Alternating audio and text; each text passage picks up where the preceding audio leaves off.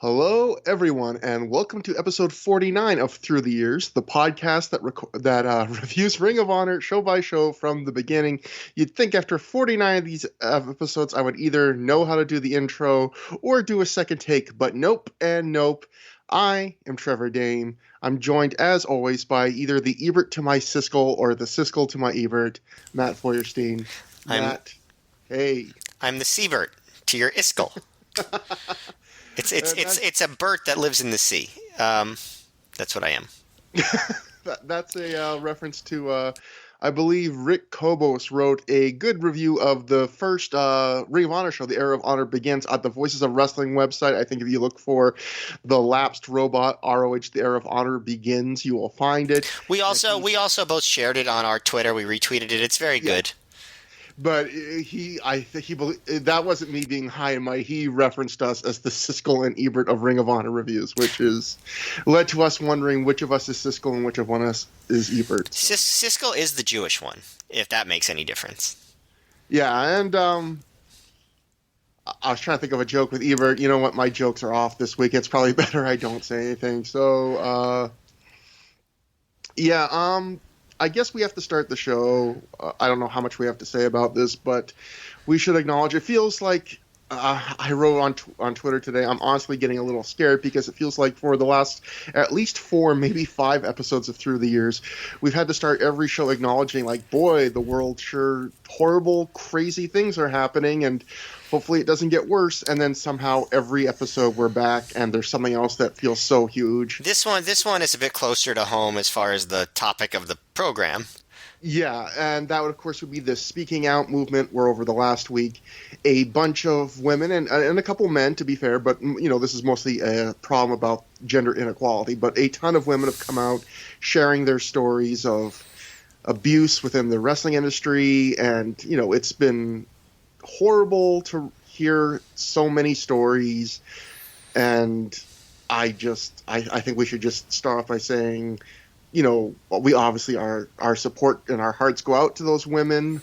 You know, we believe them. If you're a person that actually is doubting these stories, I think you should do like the base amount of research about how the statistics that show how many of these stories are true versus how many are false. Because here's a little spoiler: the vast majority of these stories are true, and so many of these women are risking, you know, career ambitions and negative, you know, attacks and all sorts of things to be brave enough to come out with these.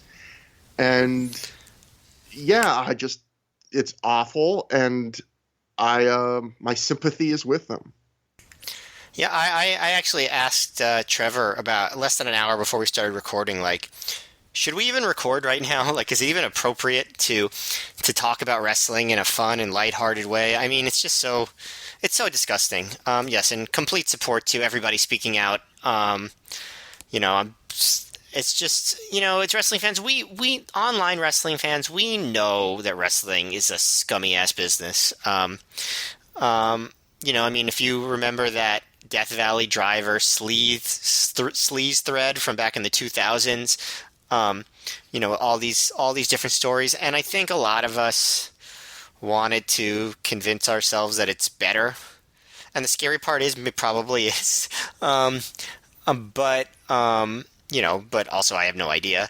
But, you know, you have weeks like this past week and you think, oh, maybe this is not salvageable. And you know, it's just a mood that I'm in right now.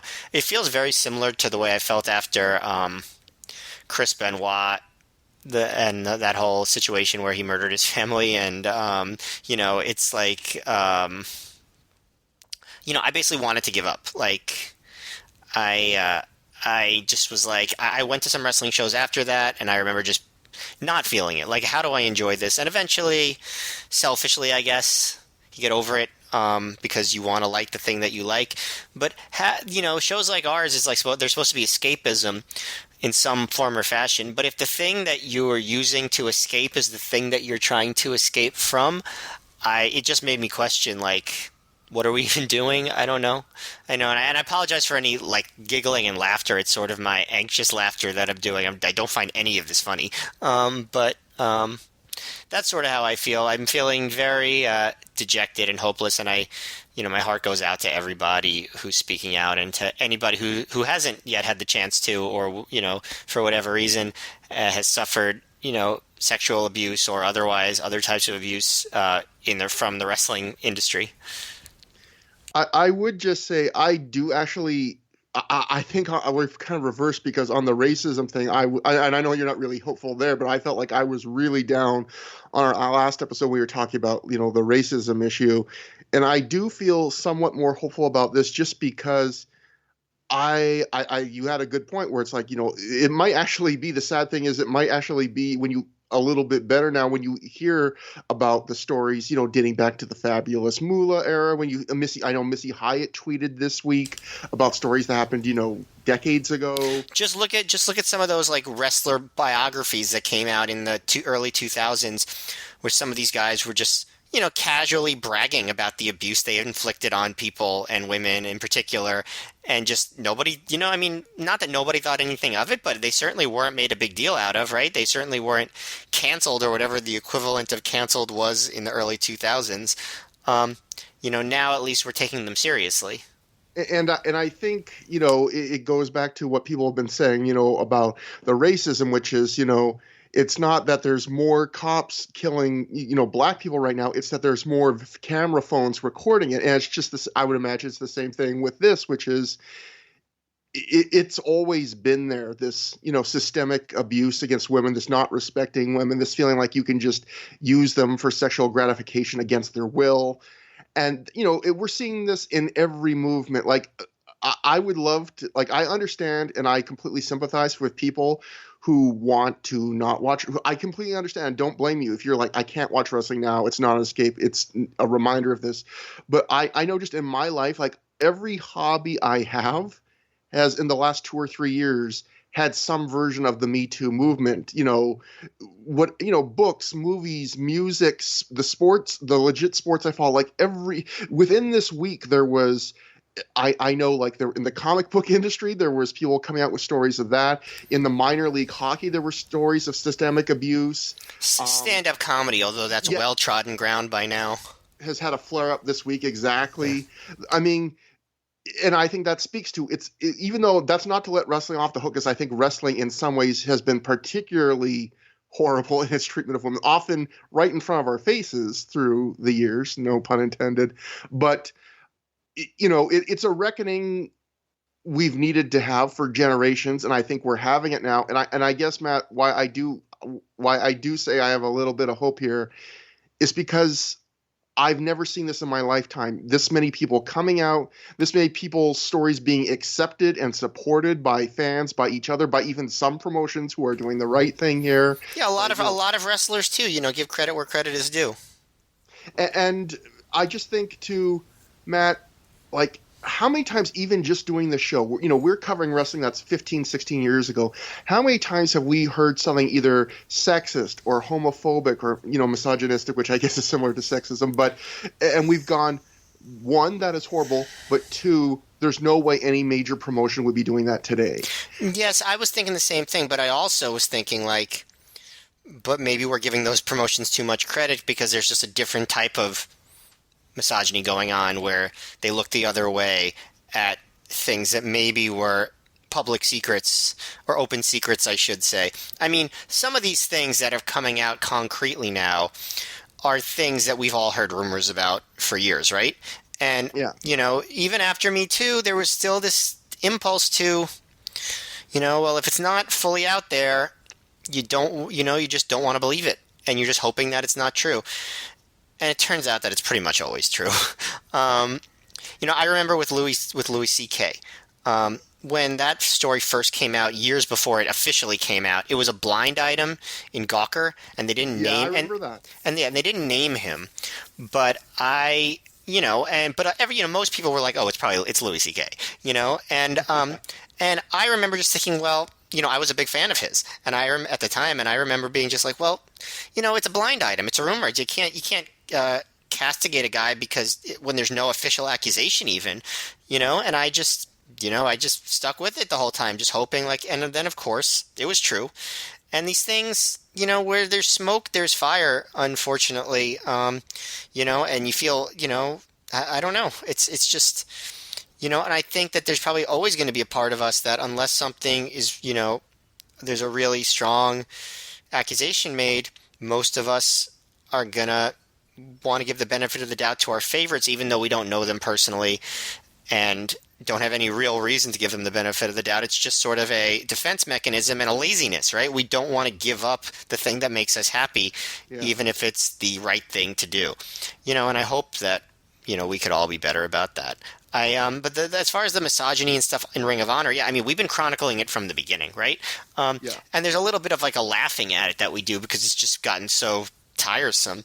But when you see the actual, and we're going to talk about some on this very show, Yes. but when you see the consequences of that attitude, that behavior, it's easy to like look at ROH crowds from the early 2000s, look at ECW crowds from the 90s, and be like, ha ha ha, what a bunch of incels, they hate women, they're laughing, blah blah blah. But like, it leads to actual violence and actual abuse, like just that attitude being permissive, or being permitted, I should say, and permeating the entire scene. So, I don't really have too much more to say, honestly. Yeah. I hope things get better. I hope that, everybody continues to take this stuff seriously and it's no longer allowed. And I hope that it's not completely tone deaf that we're doing this show, but I know that people want to hear it. And I know that, I don't know. It is what it is.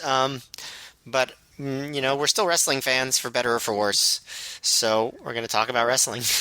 And I guess I'll just say that, again, going back, like when we were teenagers, women's wrestling, at least in the mainstream in North America, was models getting barely trained to the point where they were probably in physical danger, being trotted out just to be lusted over. And while they're wrestling, women's wrestling still has a ways to go in terms of how it is positioned and the respect it is given, but it is miles better.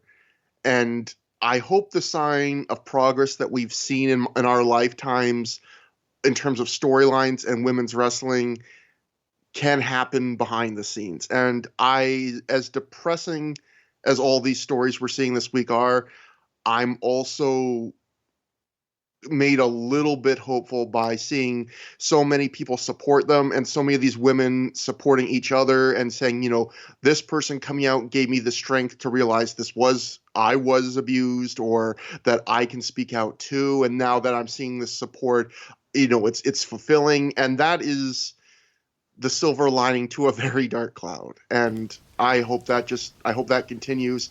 And Matt, I hope in 15 or 20 years, if we're still doing this show and just starting 2005, just as we look back at 15 years ago and go, holy crap, I can't believe they did stuff back then. I hope we're looking back at right now in 15 more years and go, I can't believe things were so much worse in 2020 than they are here in 2035. Hope you're right. Yeah. And so, yes, if you do want escapism, obviously you should not shy away from this stuff, but our podcast is here when you need it. And of course, not being time sensitive, it's not here when you don't want to think about wrestling. If there's no rush to listen to this show. You can save it for when you feel better. Just like there's lots of shows on the Pro Wrestling Podcast Network, Pro Wrestling Only, that is, Podcast Network. And yeah, we're going to do this show, and again, save it for if you're not feeling up to it, I completely understand. So we'll try and cover the wrestling. Matt, we'll try to transition. I think before we get to the show proper that we're covering this episode, there is one bit of, it's not really news, but I thought it was interesting that I should bring up, which is something, I don't know if the Pro Wrestling Torch still does this, but back in the old days, they used to do a thing once a year where they would have a vote where they just ask the fans, like, if you were going to draft a wrestling promotion, who would be your top, 5, top 10 picks?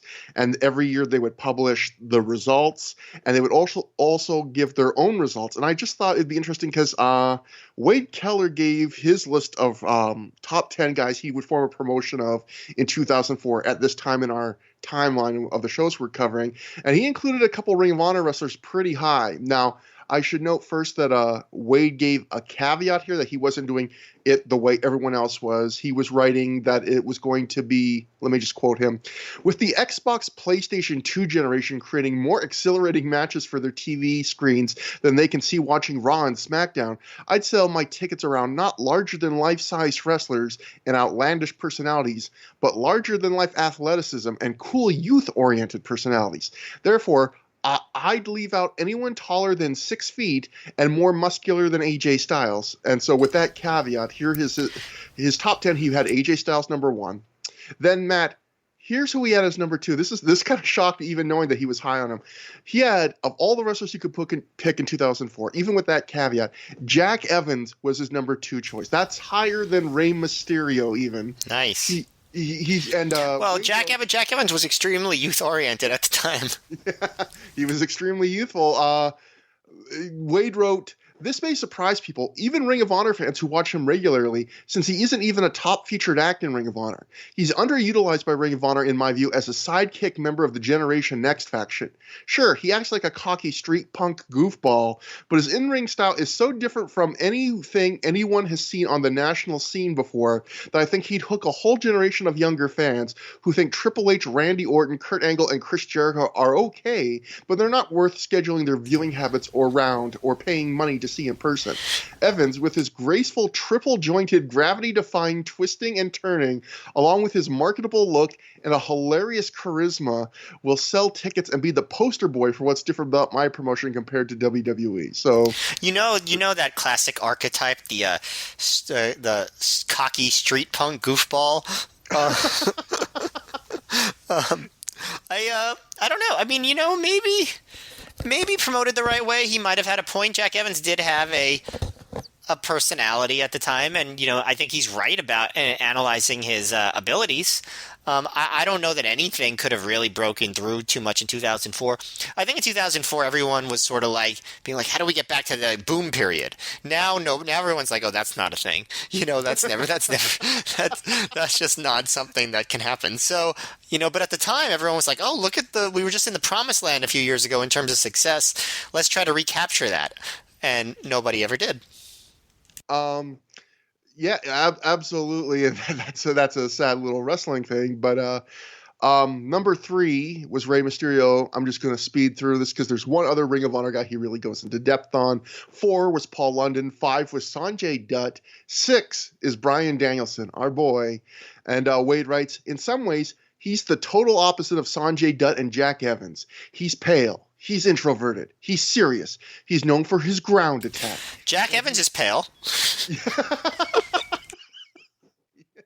Yeah, that's not the exact opposite. In fact, they're both from the Pacific Northwest. Yeah. He's known for his ground attack, and if you heard that in his matches he rarely leaves his feet, you'd think he's the most boring wrestler on the planet. And then you'd watch his match, and it might last 30 or 40 minutes, and when it was over, you'd realize your eyes never strayed from the screen. He is one of the most fascinating, utterly gripping performers in the industry today. He'd be a total change of page, instead of pace, he said page, from most other wrestlers in the promotion, and he'd break the stereotype that only big wrestlers are tough. I'd definitely rather have him on my side in a street fight than Randy Orton, Big Show, or Triple H. I also think my target audience would rather pay to watch his matches than those others. Matt, would you rather have Bryan? Like, I love Bryan Danielson. I don't know if I'd rather have him on my side in a street fight than the Big Show. I'm not sure. Yeah, probably not. I mean, Danielson has trained in fighting. He has, absolutely. I don't know if that was true at the time, but he has, so I think that makes some difference, right? I always feel like Wade kind of oversells how dry Danielson is, not just in charisma, but even like the rarely leaves his feet. One of his regular big moves was the flying headbutt. Another was the top rope belly to back superplex. Yeah. In the match we're going to cover tonight, he does like a springboard dive into the entranceway.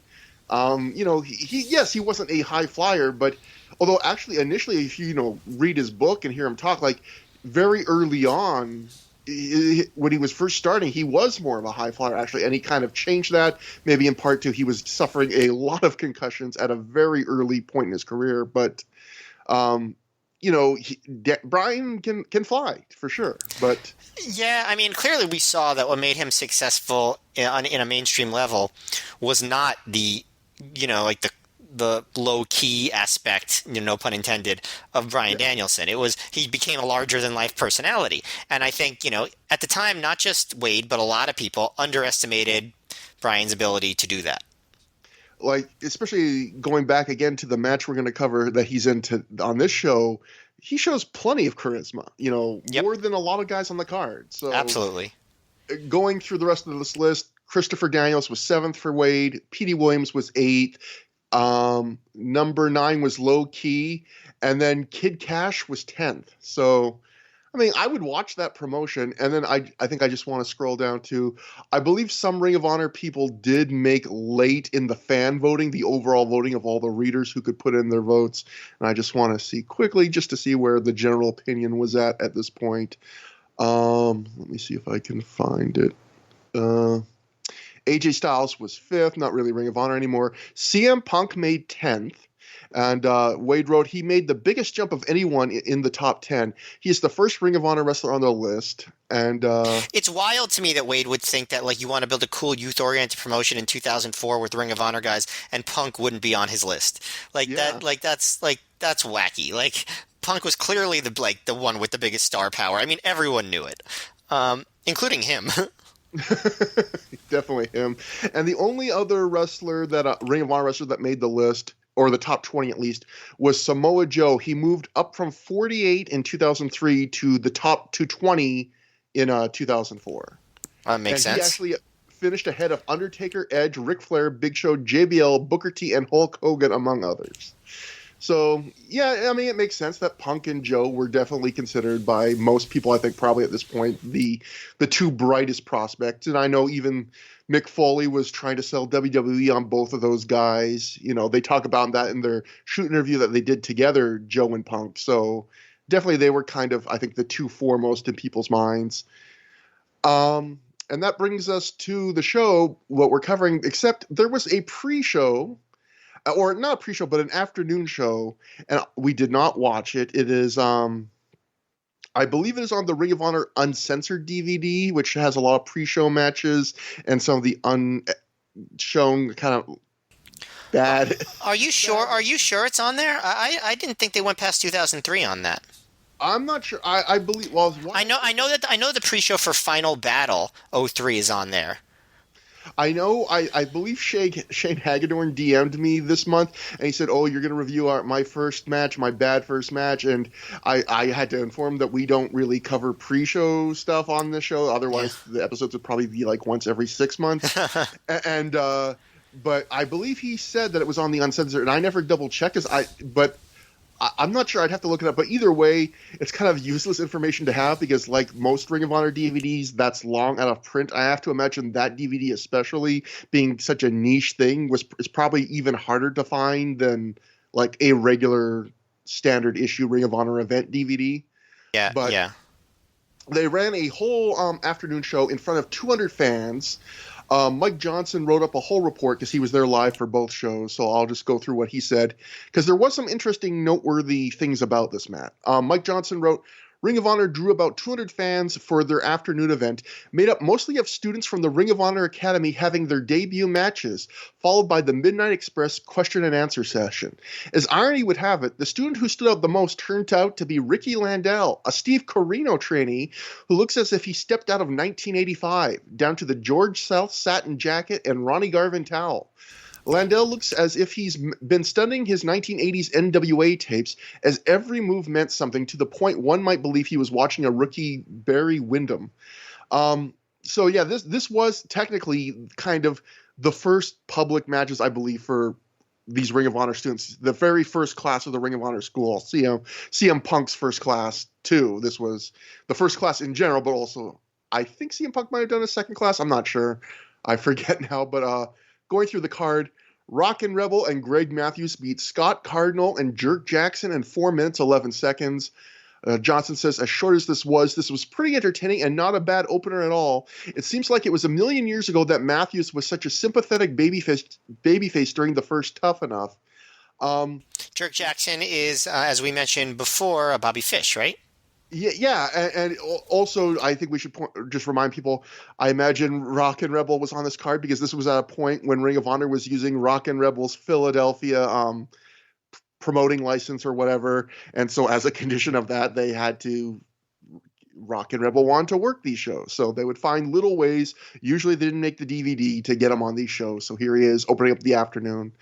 Um, Ricky Landell and Alex Law, who are Steve Corino students, beat Anthony Franco and Evan Starsmore, CM Punk students, in 4 minutes 28 seconds. Mike writes, another solid match. The Carnage crew of Logan DeVito beat Shane Hagedorn and Jesse Robinson and Matt Turner, who are also students of the CM Punk ROH school, in 6:52 of a handicap match. Mike writes, the students must have had every friend they ever met in attendance, as one side of the building gave them a huge pop and chanted for them endlessly. Either that or Ring of Honor hired USA Pro's Frank Goodman, and he brought the ticket sellers with him. I expected an all-out beatdown of the students, initiation style, but the crew pretty much worked them over with some stiff shots to the back and some hard tosses into the guardrail while working with them in the ring. Afterwards, the crew told them they were proud of them. Then came CM Punk defeated Davey Andrews in 5 minutes, 19 seconds. Andrews was said to have been the best student of the lot. He seemed to have more of a look than some of the other students. And Davey Andrews, I did a little bit of research, Matt, before today's episode, but I didn't dig in too deep. But he was interesting where he was apparently who Punk considered to be his star pupil of the first class, to the point that he wrestles him on this pre-show. And he had like a 1-year career and just vanished. Yes, Shane Hagedorn often talks on his show about, on Honorable Mention, about like, where is Davey Andrews? Can anyone help us find Davey Andrews? Yeah, if you look at his cage match, he has a bunch of matches in Ring of Honor. He wins their top student or whatever cup. He gets some fairly regular work in IWA Mid-South, and it's just a 1-year career, and then he's gone, even though he was apparently I don't remember a lot about Davey Andrews. I'm sure we'll see some of his matches. Yeah, we're gonna see a decent amount of him over the next year or so of shows. But yeah, it's just one of those guys. A lot of people in wrestling, they get a taste and decide it's not for them, or other things come up. But next up, Dunn and Marcos beat Special K's Deranged and Cloudy subbing for Dixie, who was there later in the night, in 8 minutes, 40 seconds. Mike says this is a decent back-and-forth bout. And then finally, in your main event, Ring of Honor Pure Champion John Walters defeated Alex Shelley in 14 minutes, 31 seconds when Shelley tapped out after using all his rope breaks. And they said they made it clear to announce the rules and the rope breaks over the house mic, which added greatly to the match. And then after that match, Mike writes that the crowd was shifted over to the bleachers for the Midnight Express reunion with Jim Cornette, Stan Lane, Bobby Eaton, and Dennis Condrey. Condrey looks like a Southern Baptist preacher now. Lane still looks like he can go and beat up anyone on the roster. Cornette and Lane, as expected, dominated the question and answer session. There were 2 negatives to the convention, one of which was the sound system, which absolutely sucked to the point that Ring of Honor may not be able to release the video. The other was that due to the magnitude of the building, it wasn't an intimate atmosphere at all, which led to a lot of people milling around and talking to themselves as it was harder to keep attention. Talking to themselves? That's what he writes. Sounds like a wrestling audience, sure. Some of the fans seemed as if they were more impressed with putting themselves over as well, although I did think it was cool there were fans from California, Japan, and Australia there. For $15, one can't really complain, though. Ring of Honor was happy with the turnout, as they actually expected less for the afternoon, which admittedly was their own fault for overshadowing the Midnights with the Mick Foley and Jushin Liger announcements.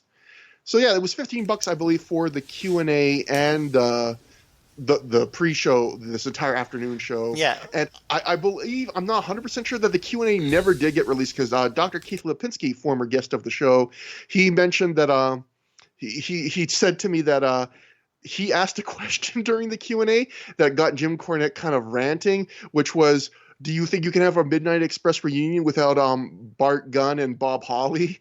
And apparently Jim Cornette went off on that. But he said that I think he also mentioned that he didn't think the show was released because of the audio problems. So yeah, an entire Q&A that probably they were hoping they could sell I assume is lost to history. But Yeah, so that's a good pre-show, but Mike Johnson actually left something important out. Did you know, little known fact, as part of this pre-show, there was a Paul Simon concert. Like he just played for the live audience, and he actually wrote a special song just for the occasion. Do you want to hear it? yes. Well, I would not give you false hope on the future of Special K, but the Midnight Express reunion is just a couple hours away. I don't remember the rest of the words. That was more than enough than that. You have the voice of an angel. It's like you went away with the voices of the night. And that brings us to the show, the main show, the show we actually got to watch, the Midnight Express Reunion. It was just called Midnight Express Reunion. It took place October 2nd, 2004. That's the name of the song also, by the way. Just That does sound like the name of a song from like the 1970s, like that you'd hear on a soft rock station today. yes. John Tesh introducing it and all. Anyway, it took place October 2nd, 2004 at the Pennsylvania National Guard Armory in Philadelphia, Pennsylvania, in front of a reported crowd of 650 fans. So they were back out of the Ramada that they were in like Essington, Pennsylvania. This would also be that was at Testing the Limit. That was their last Philly show. So this is back to the old venue, 200 fans more because Testing the Limit did a report 450. So maybe partly the new build, back to the better building, partly back to or having the Midnight Express, partly you have one hell of a main event announced for the show. And this was actually, the Midnight Express reunion was actually announced at Testing the Limit, I guess to spur ticket sales for the next show at that show. Dave wrote in The Observer at that point that the big announcement was that on October 2nd in Philadelphia, they would have the Midnight Express of Bobby Eaton, Stan Lane, and Dennis Condrey, managed by Jim Cornette. Dave wrote, I believe this is going to be the first booking the three take together since Cornette and Condrey patched up their past problems and talked about doing selected matches back together. So that's an important thing to note where so many of these guys, have done reunions and stuff, but I do believe this was like the first reunion of all three members. So you had, the original Midnight Express and then the Stan Lane iteration, and you had all of them together with Cornette, and this was going to be the start, I guess, of an idea where they were going to do some matches in the South together and things like that. And this was basically the kickoff to kind of I don't know what you call it, like a nostalgia tour, I guess, but There's so many nostalgia like conventions and stuff now that like it's almost hard to picture why this would be such a big draw, like with 2020 eyes, I guess, like, or feelings. But yeah, at the time it was pretty novel. There's a couple of comments about like the nature of old wrestlers we'll get to during that segment that I think are kind of like hilarious given where we are in wrestling today, but I guess I'll save them for then. But Wade Keller got a bunch of quotes from Gabe Sapolsky on this show that we'll use a couple. They're nothing too amazing, but I just thought it adds a little color to the show. And Wade wrote in the Torch, regarding the Midnight Express reunion in Philadelphia, Gabe Sapolsky tells the Torch, what made me want to bring in the Midnight Express? They are one of the greatest and most influential tag teams in wrestling history. They helped pioneer the style you see in Ring of Honor today. They are two true legends, and anytime you can bring in Hall of Famers like that, you take advantage of the opportunity. Jim Cornette came to us with the proposal because he wanted to reunite everyone in Philadelphia on a Ring of Honor show, and we took him up on his offer. So that's the other thing is Gabe has been saying that, it was actually Cornette's idea that like, hey, we're getting back together. We'd like to debut it at Ring of Honor. It wasn't the other way around. It was actually Cornette seeing that as a good venue for them to come out. A couple other quick notes, and then we can finally get to the show. The Observer mentioned that that's something we should bring up is there was only 6 matches on this show, which is kind of a rarity for Ring of Honor cards. And Dave wrote in his recap of the show, they only did 6 matches on the show and went with longer matches, with the feeling that their main eventers are better doing 30-minute matches than 15-minute matches, which... Yeah, I don't know. Yeah, that's one of those things where I honestly just shrug and go, to quote Matt Feuerstein, I don't know. Yeah. I just go like, I've seen them have great 15-minute. I think every match kind of needs a different time. Yeah. I don't think anyone is like, yeah, you should really just stick to the 30-minute matches. It's kind of your niche. Like, I don't think anyone fits that description.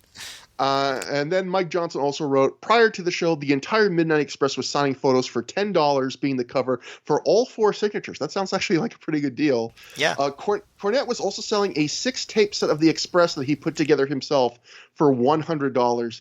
Matt, what a throwback it was to think back of the days where, like, people would buy a $100 6-tape set. Like, compared to, like, the price of seeing old wrestling has gone down to almost pretty much free now. It's crazy to think that's what we used to willingly spend. I mean, WWE Network, not to promote those horrible people, but you have every pay-per-view ever for like not a moderate monthly fee, and all this other stuff. It kind of makes everything else seem quaint. Although, I miss those days still. It did feel more special when you didn't have everything at your Yeah. fingertips. When you did splurge and go, oh man, I'm gonna get every match of the Rockers now for like half of my rent, and you were so excited. And now you can just literally watch it all for free on YouTube at like the click of a button. But Yeah.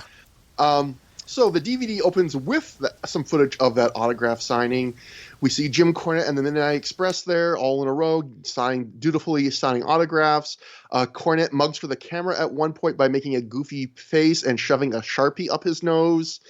You can see his future wife, who has been the subject of some allegations this week, lounging directly behind him, looking bored out of her fucking mind, which was kind of a funny thing. And I guess they just want to show right at the start that, hey, like, Midnight Express are here. And that brings us to the opening match. The Ring of Honor tag team titles were on the line. The Havana Pitbulls of Ricky Reyes and Rocky Romero, scored to the ring by Julius Smokes, successfully defended the titles when they defeated Special K of Angel Dust and Izzy, who were scored to the ring by Becky Bayless, Cheech, Cloudy, Deranged, Dixie, and Lacey. They won in 11 minutes, 29 seconds when Reyes pinned Angel Dust after he and Romero hit the demolition decapitation knee drop they had been doing. Matt, we haven't been super hot on the Havana Pitbulls run in Ring of Honor up to this point, although I do think we both agree that their last match with Special K was probably our favorite of their run so far, as a tag at least. What do you think about this kind of a semi-rematch? This obviously swaps Dixie for Angel Dust. Okay, well, before I get to the action, a few comments. First of all, the opening of the show where they showed the Midnight Express signing, they had a whole little thing where Jim Cornette, like, goofily, like, stuck a marker up his nose and was just like laughing like a little child. And it was like, what an intense way to start a major night of wrestling. Like, people just like writing on paper and like playing with pens and markers and Sharpies. Like, I just, it was a weird way to start the show, but it did show that the Midnight Express were there and reuniting. So I guess it is on brand.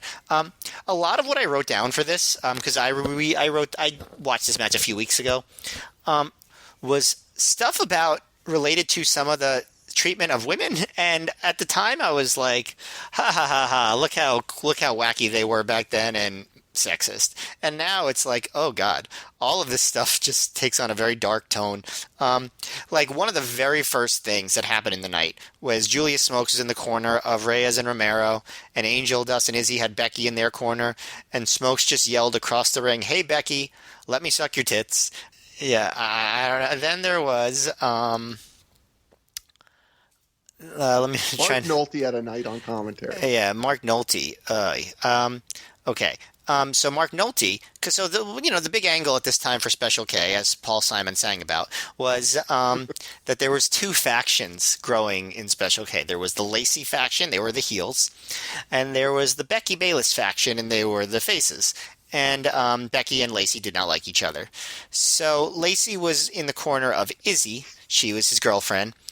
And Mark Nolte just hated the concept of Lacey. He hated that she existed. He said they were talking about how she was distracting Izzy, and he goes, no, this is Nolte. He goes, "This is the problem with women playing fantasy football in wrestling.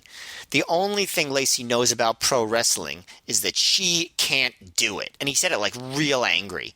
And I remember thinking, like, Lacey's a wrestler.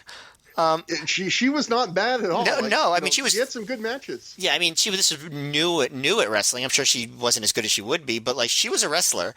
And then Gabe jumps in and says that Lacey has been nothing but trouble for Special K, which is fair based on the also misogynistic booking, but not but it wasn't as intense as what Nolte said. Then later on, Nolte's like, women can be just as addictive as any narcotic, and then Gabe goes, and then he just for no reason he throws in, well, Lacey is absolutely smoking.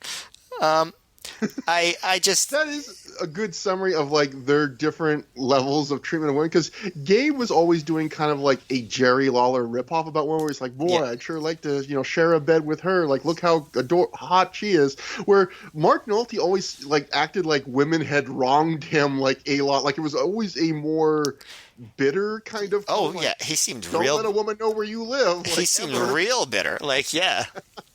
It's, I mean, like, there's something funny to it, but like also, like, it's much darker now, like, just with everything that's on our minds, you know what I mean? Like, Yeah. as far as the match, I did not like it as much as I liked the Special K, versus, Havana Pitbull's match from Scramble Cage Melee. I just didn't think there was as much to it. Izzy try to flurry of big moves, and like there's some sloppy stuff, like he falls when he's trying to land on his feet after a flip, but he mostly does pretty well. Like he does a really good moonsault drop kick on Romero that I liked. And like Romero is trying to intimidate Angel Dust, so Angel Dust slaps him, so Romero just gets aggressive and slaps him back. Um, at one point, Angel Dust does like a running arm twist, which is not a move you see very often, where you like run at somebody and twist their arm. I should try that sometime. Um, I thought like Reyes did a really big backdrop on Angel Dust, and that's kind of leads the Rottweilers to take over. Smokes keeps getting involved, like he holds Angel Dust on the outside so Reyes can kick him. And Gabe criticizes the Pitbulls for cheating, but Nolte fairly points out that the Midnight Express use a lot of the same shady tactics. So it's like, if you're going to be celebrating the Midnight Express, you really can't be too hard on illegal double team moves, right? But a lot of the good stuff is from Izzy, actually. At one point, he even screams to show fire, which is not something you really see from Izzy too often. He does a big running kick to Romero's head. He does an unassisted slice bread number 2, but Reyes breaks that up. And then Romero comes back with just like slaps and kicks and goes crazy, and he goes right into an arm submission, and Angel Dust breaks that up. Reyes breaks up Special K double Boston Crab. And Angel Dust does like an electric chair driver type thing on Reyes, but Romero makes the save. At this point, Gabe is criticizing the referee for losing track of the legal man, but like, isn't this ROH? Yeah. I mean, that's like every match. That's been one negative on this really good run of shows, which is they are so inconsistent about caring, the refs and the announcers, about caring about legal men and noticing and not caring. Like we've seen matches where the ref has been like, nope, this pin can't count, and then there are matches like this where it doesn't count and the announcers care, and then there are matches like this where the announcers don't care. Like it's just I have a rant about that coming up in a later match, actually, in terms of legality. Yeah, Reyes does like rolling Germans, and he bridges on the third, but Izzy does a cabrata and breaks up the bridge. And then Smokes trips Izzy, pulls him out, and Reyes takes that opportunity to put Angel Dust on his knee, and Romero comes off with the knee drop for the win. There were some good moves. I just felt like it didn't really hold together. Like it just felt a little all over the place. Didn't totally click.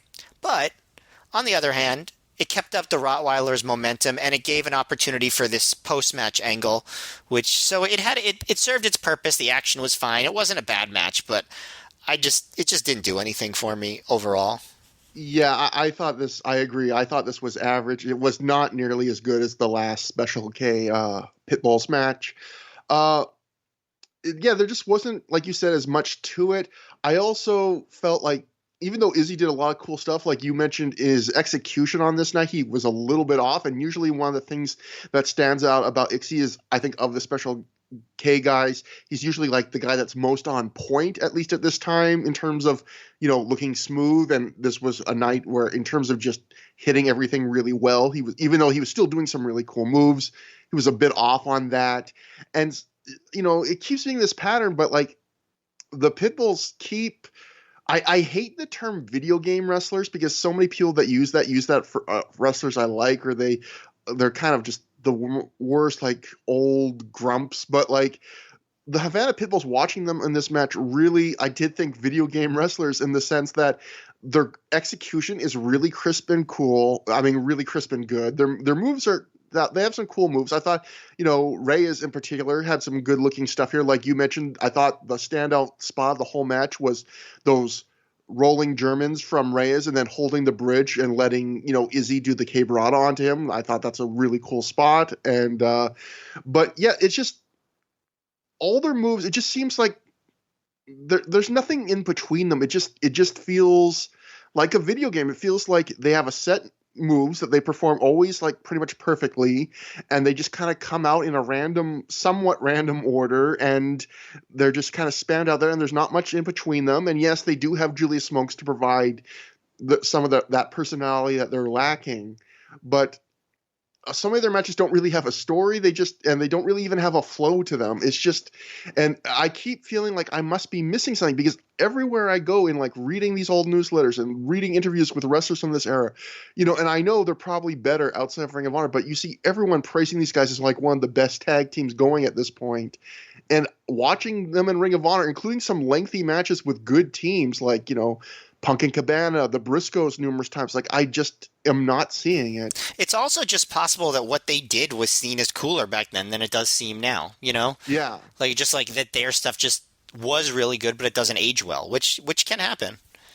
Definitely. That's a great point, too. I also thought this was a match where it kind of hit a bad middle ground, where I felt like the Pitbulls weren't dominant enough to really look like the scary badasses who just destroyed Special K. But at the same time, by the end, like the final stretch, they did look so dominant. They looked dominant enough that like Special K didn't look like they were anything close to a match for them. It was like this weird moment where I didn't feel like any team gained for it. Like, I didn't feel like Special K really did enough where you're like, man, they lost, but they sure impressed me by showing so much fight. Well, also keep in mind that that those two guys were not going to team together anymore. That's worth noting. So they weren't trying to make them look like an impressive team. Also, yeah, but in that point, then I would almost prefer maybe like just kill them in 5 minutes. Where here they were trying to have, that's like another quirk of Ring of Honor, which is they're built on selling you good wrestling matches. So even matches like this, you're not going to see a ton of squashes because you're trying to sell good wrestling matches. And also a lot of these guys aren't getting paid much, so they're being sold like in a chance to show what they can do. So it's kind of hard to tell guys, you're going to come in, you're going to wrestle 5 minutes, you're going to do almost nothing, and that'll be your match here for the month. I understand how that's kind of hard to do as well. A couple other things maybe not quite related to the match. We should point out the lighting for the show it seems, Matt, there have been so many shows where the lighting is bad. And I think the almost impressive thing is how many different ways the lighting can be bad. Like every time it's something, like this time it's not, it's like everything's kind of this yellowish overblown tint. Yeah, it's this weird, it's like the weird orangey thing. Like, what is that? And it feels like so much of the match is like so much of the time when they go to the hard cam, it's only shot from one side of the ring. Like, it feels like 90% of the hard cam I mean, not the hard cam, but the handheld cam stuff. Even though you see handheld cams on multiple sides of the ring, I don't know if maybe the way the lighting was set, they figured out, we can't use a lot of this. Oh, no, I can answer that. In ROH DVDs, they pretty much always only use one of the two handheld cameras. Like, one of them was just a backup. So actually on every show we've watched almost, they have not used both handheld cameras. There are like a couple matches where they use all three cameras, like Joe vs. Kobashi, I know they do, but it's very unusual to see that third camera angle. But I really noticed something weird about that here. And also, Matt, maybe I'm crazy. And in looking back, I didn't notice this in later matches. So either I got used to it or maybe they fixed it. But am I crazy to say that on the first match, it looked like the hard cam was crooked? That like the ring was kind of on a slant almost? I have to go back and see. I don't remember. I did not notice that in later matches. Yeah, I'll go back. I'm gonna go rewatch that because I totally believe that's something that they did and would do. But it's pretty incredible, and yeah, it does not make the show unwatchable, but it's definitely annoying. The lighting situation on this show, I would say, and yeah, so that's that average match. And something else I got to mention is Ring of Honor, the Newswires. I usually try and work any tidbits I can get from them into the show. For some reason, this whole next period of Ring of Honor, the archive.org pulls up nothing from a lot of these months, and it's really hard. But Mike Johnson, in his live report, did mention, and I'm sure this was probably mentioned on the Newswire, that Special K, which has been in a slump since March, is now coming out without their techno music until they win a match. So that was like an actual little part of their story, which is like, they're not going to treat themselves to the techno music until they win. So after the match, we see the two squabbling sides of Special K. They start getting into a fight, and they almost get into an outright physical brawl. Becky has to be held back, and we can hear the crowd chant, fuck her up, Becky, fuck her up. So the crowd was interesting. The crowd was actually fairly behind Special K during the match, and they definitely have picked a side, and the side that I think is intended as the face side. So it was interesting to hear how vocal they were for that. And that brings us to match 2, a 4-corner survival match. Jimmy Rave, who was escorted to the ring by Diablo Santiago, Oman Tortuga, and Prince Nana, defeated BJ Whitmer, Josh Daniels, and Trent Acid in 9:51 when he pinned Trent Acid after he hit the Rave Clash. And Prince Nana did his usual gimmick for this era where late in the match, Jimmy's losing. Nana grabs the house mic, starts encouraging Rave over it. Rave makes a big comeback and wins. It's funny, Matt. This match, normally in my Ring of Honor multi-mans, what this rewatch has taught me is I like them to be big, crazy spot fists with the more guys, the merrier. This was more of just 4 guys, not doing it was fast paced and they were going in and out, and they did a lot of the multi-man tropes. In fact, you had the dive train and the spot where everyone does a big move and then they all lie down in the ring at the same time to get the crowd applause. The match broke down the way all these multi-mans do in Ring of Honor. But at the same time, it was more suplex oriented. It was less, it was more kind of in the middle of the ring oriented. And I was surprised how much I liked it. I thought this was an outright good one of those matches. I thought everyone looked good, but particularly I thought Josh Daniels had a really good night here. I thought his wrestling looked really good. He broke out a really nice tope for a guy with that much bulk on him, even though he's not high in stature. He's definitely got that, packed with muscle build. I thought even though there wasn't much story in this match, I thought the fact that you could see that Daniels was always going after Jimmy Rave, being the fact that Daniels was a former Embassy member and Rave was now, gave you like a tiny amount of story to it. And it was just a lot of suplexes, a lot of action. It never slowed down. And like the good versions of these matches, at 9 minutes, it doesn't get too long where you just start going, this is numbing. And kind of, not a big significant way to end Trent Acid's gimmick of King of the Multi-Mans, but at the same time, this was a sign that his little push was pretty much over. So, Matt, what did you think? I pretty much agree with everything you said. Like, look at these 4 guys and say they're going to have a 4-way. I would not be like, oh yeah, that's going to be good. But not that I would say it was bad, but no, it turned out to be a quite good match. I didn't expect to see Daniels back at all at this point. I thought they had just kind of moved on from him. But he was good here, and I actually thought that Rave was really good. I'm surprised as I watched how quickly Rave's whole shtick comes together. You know what I mean? Like, it's really kind of a successful gimmick right away.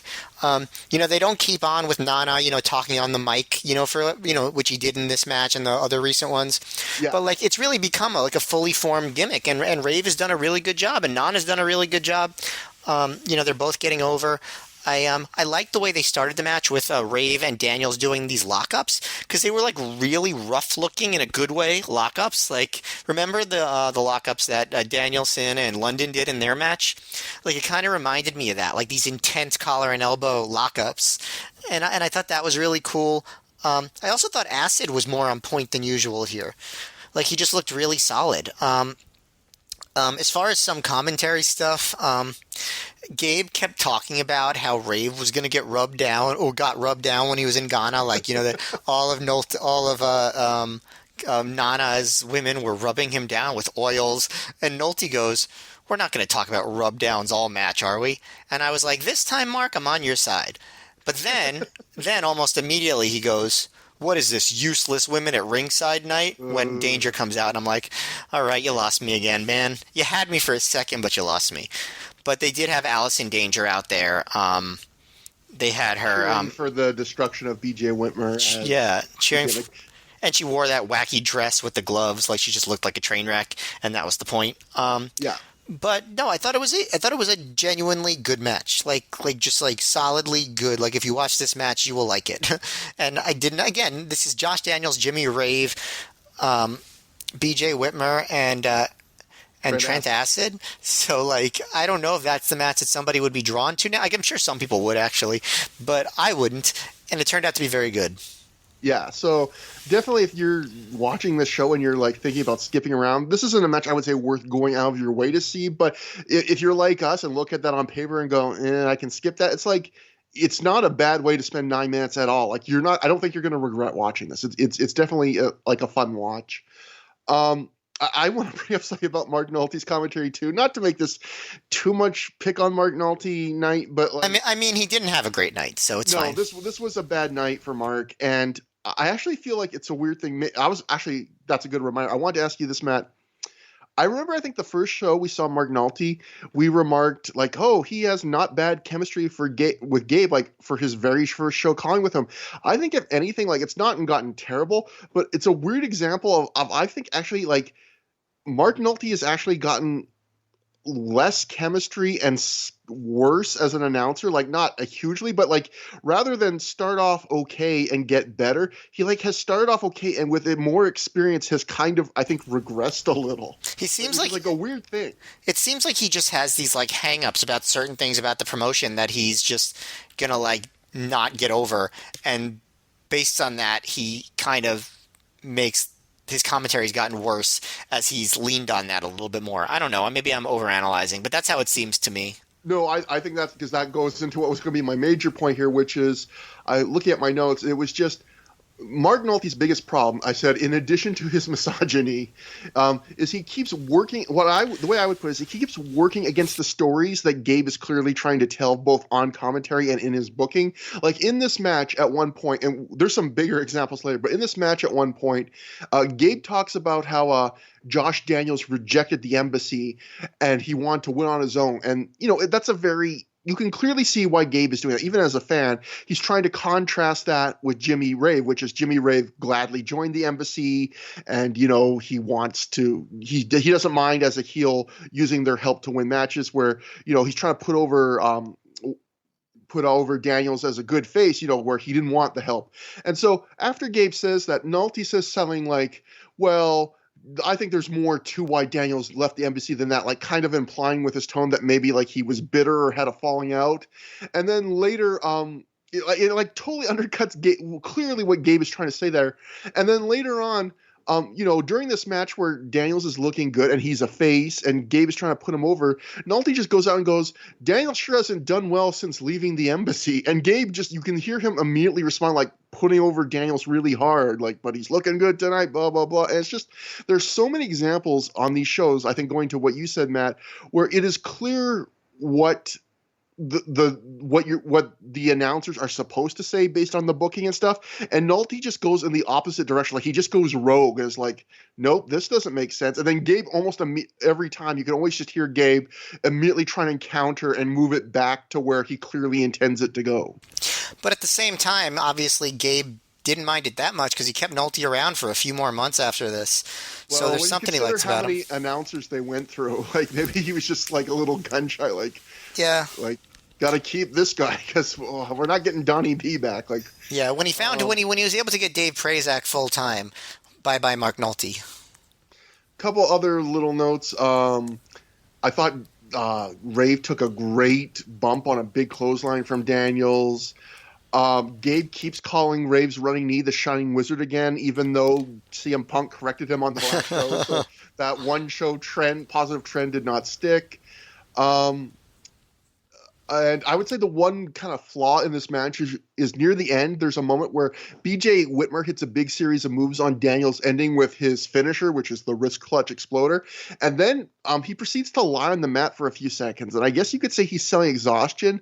But if you watch in the corner, if you watch this match, Acid is like waiting for him the entire time, like clearly for the next big move in the finish they've planned.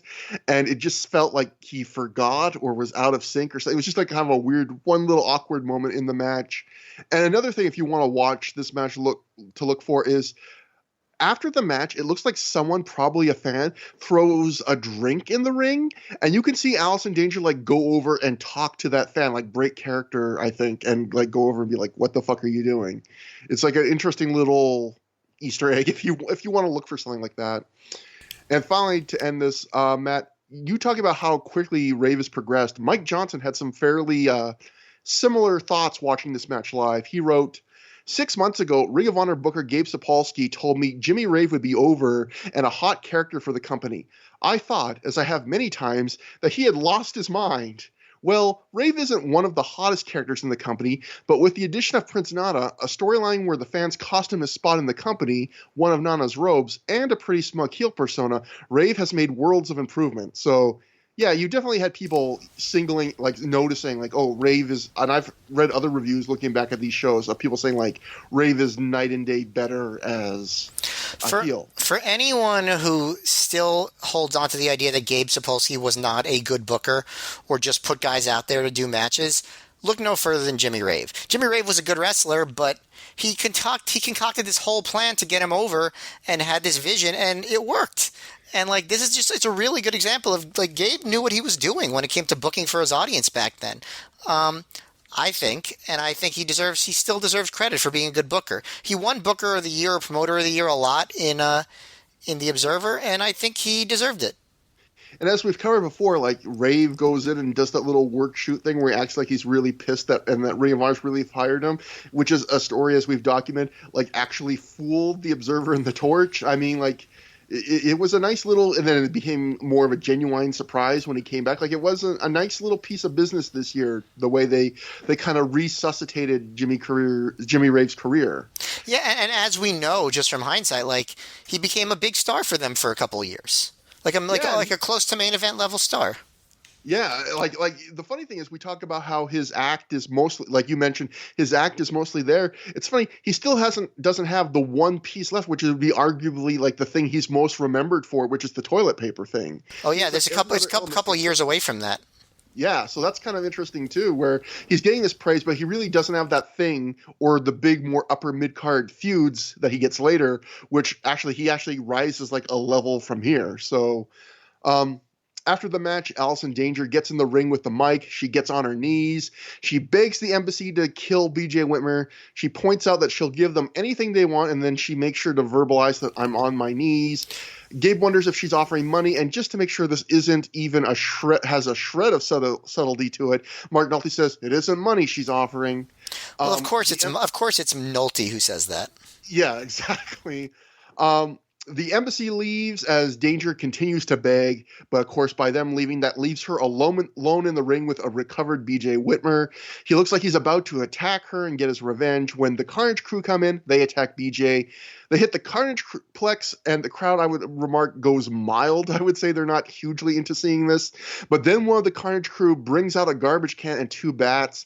DeVito gets on the mic and he says that a couple weeks ago, Mick Foley stood with Moff and Whitmer and talked about Ring of Hardcore. But he says now they're going to welcome BJ into the Carnage Crew's Ring of Hardcore.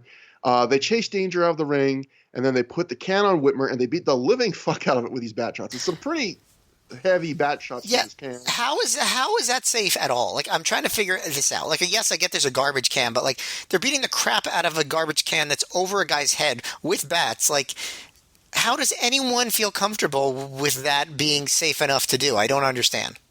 Yeah, and sometimes you see these this spot, and like the shots are like pretty light. These were like heavy, loud, like really deforming the can. And a lot of them bat shots. A lot of the bat shots too. It wasn't just like a couple. Like they just like went at it. Yeah, definitely. If nothing else, you'd think it could like bust Whitmer's eardrum or something. Yeah, I mean Whitmer is a guy who like put himself out there quite a bit, so sure he's did. A guy that would be willing to take something like this, even though it's probably, like you said, not a smart move to take something. DeVito then tells BJ to tell Dan Moff that there isn't anything more hardcore than this, bitch. And just should mention that Moth, as Gabe mentioned on commentary, couldn't be at the show because I don't know if this was legit or not, but he claimed that Moth had hurt his shoulder at Glory by Honor 3. So he does come back shortly, but he's not here on this show. So that's why Whitmer's all on his own in this attack. And that brings us to Low Key, with Julius Smokes defeated Jay Lethal by submission in 14 minutes, 25 seconds when Lethal tapped out to the Dragon Clutch.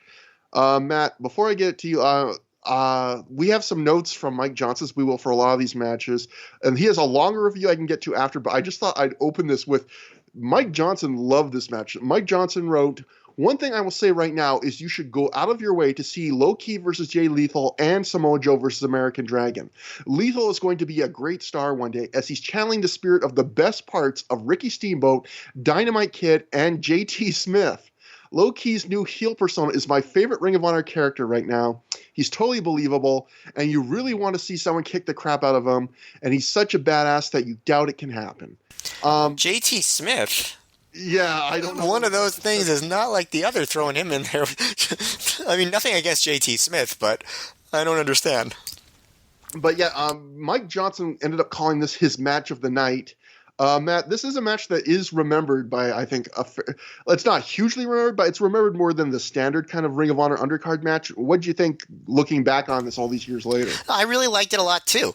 I didn't watch this match and think, like, oh, Jay Lethal is Ricky Steamboat mixed with the Dynamite Kid or anything like that. But, like, I thought this was like the beginning. Like, if you want to mark like a start point on Lethal's journey to become his 11-year journey to becoming ROH champion, I would start it here. Like, this was like a star-making match in a lot of ways. First of all, I thought Low Key was fantastic in this match. Like, he just did a great, great job of being a heel, but still being entertaining, as opposed to like the first match where he was a heel and he was just kind of slow. He gives Lethal a decent amount of offense, like a lot of offense, honestly, including like a tope early. And you could tell the crowd is really happy for Lethal, but they don't like buy him as a threat at all at the beginning of the match. You know what I mean? And some of that is the booking. Like, Lethal does something really, really stupid. The character does at the beginning of the match where Julius Smokes like distracts Lethal and Lethal gives him a hug. And it's like, all right. I feel like, that's a bit too dumb for any babyface at all. You know what I mean? Like, if this was like the Eugene character, like, I could see them doing that where he's like, oh, then we give him a hug. But Lethal is not supposed to be like that, right? Like, can you think of a reasonable explanation for why Jay Lethal would hug Julius Smokes in the middle of a match against Low Key? No, like, if you're not Bailey or, like you said, Eugene, like, it's not making sense unless you have like a irrational love of hugs to the point where it's all encompassing. Like, I got to do it whenever I can. Yes, which there are wrestlers who have had that gimmick, but Jay Lethal was never one of them, as far as I know. Yeah, surprisingly, there's at least two. Now that we think of it, there's at least two wrestlers that have had that gimmick. Yes. But so, like, when Nolte really goes in on how stupid Lethal is, I really can't blame him there. Although Gabe does try to ignore him. Yeah. So at this point, that's when you start seeing Smokes going at it with a couple of women at ringside, and we find out pretty quickly that's Jay Lethal's mom, and I assume the other woman is his aunt or his sister or something like that. So Jay Lethal's mom is a pretty famous audience member in terms of being loud and boisterous, and we definitely heard her in the background on recent shows, and now they have foregrounded her and gotten her involved in a storyline. So Low Key does like an arrogant cover with his knee, like he's chopping him so hard that the crowd goes insane. And Jay keeps fighting back. Lethal, whenever he gets on a hold, he's taunting Jay's family. Smokes is getting in his mom's face, at the same time. And Lethal keeps getting hope spots, even outsmarts Low Key with some fake outs. But Low Key will keep cutting him off. Like at one point, Lethal tried a sunset flip, but Key like twisted his legs around Lethal's head. I thought that was pretty cool. Like, did almost like some like a, I don't know if it's like a neck twist or like a head clamp with his legs. He's just grinding down Lethal on holds. That way Lethal can try to rally the crowd. And he keeps getting big pops with his chops and stuff. he does when Loki does like that Warrior's Way double stomp to Lethal's ribs, and I thought this was a particularly brutal one. It just looked really rough. This is, by the way, is this the first time that Loki has worn the like the regular pants with the leg rolled up, where AKA Gangsta Key? He didn't do that on any of the other shows, right?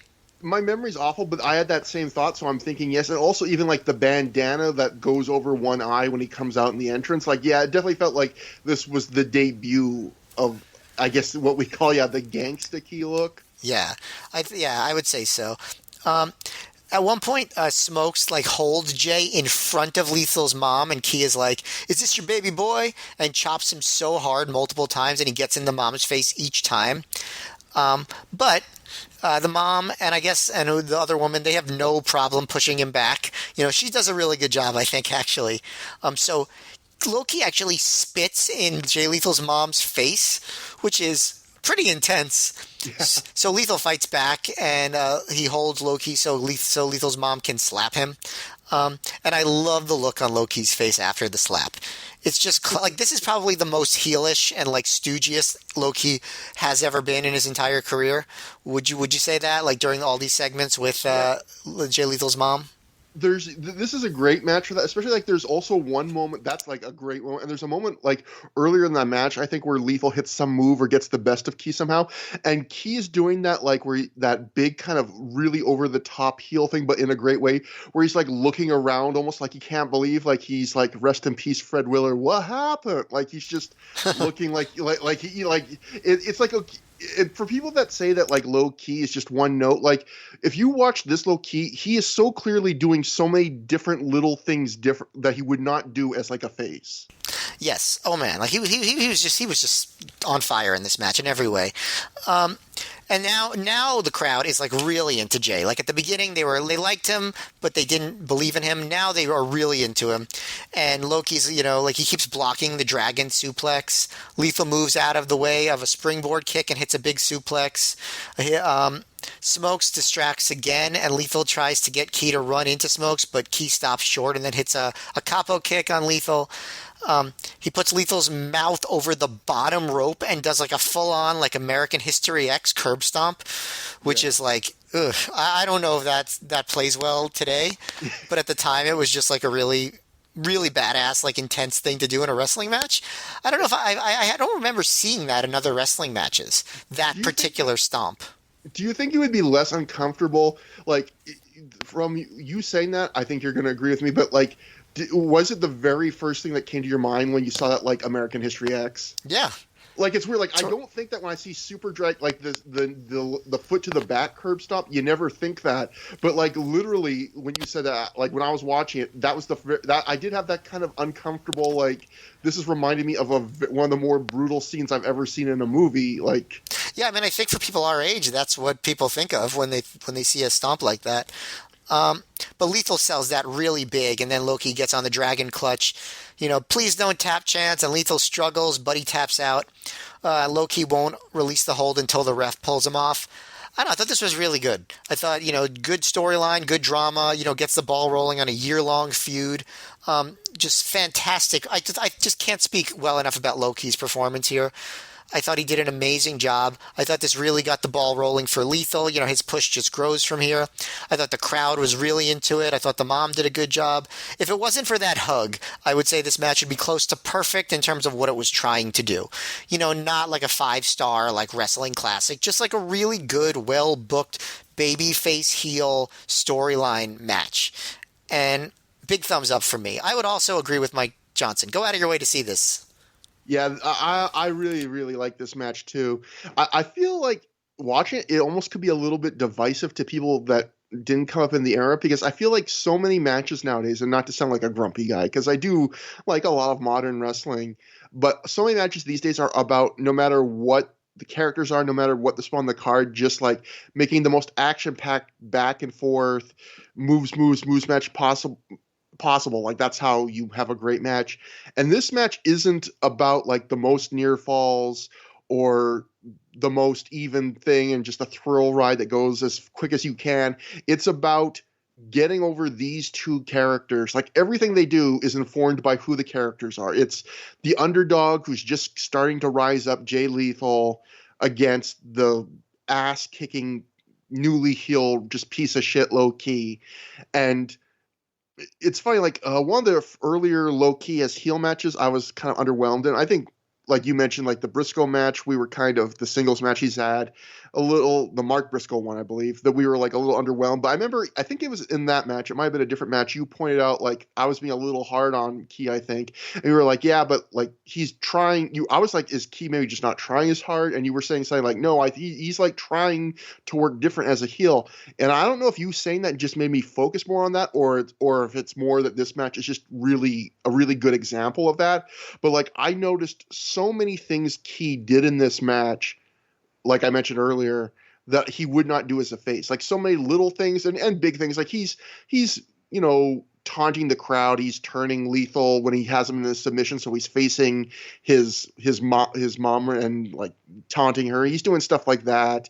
He's cheating a little bit, but also it feels like Ki has made a conscious effort. Like he still does the big top rope foot stomp and stuff, but he's doing way less of the flashy stuff. He's paring it down more to the hard kicks and a few moves, but like it's a slower, deliberate. And for some people, why I said before it might be devices, is some people go like, this isn't like a 4.5 star back and forth tons of near falls thrill ride that maybe these guys were probably capable of, but it's because they're going for something completely different. They're trying to tell a story. They're trying to get over these two characters, and it's really entertaining. And at its goal, it completely aces it. Like I especially love that big Lethal comeback gets kicked off by Lethal's mom taking a swing at Ki, and that kind of psychs him up.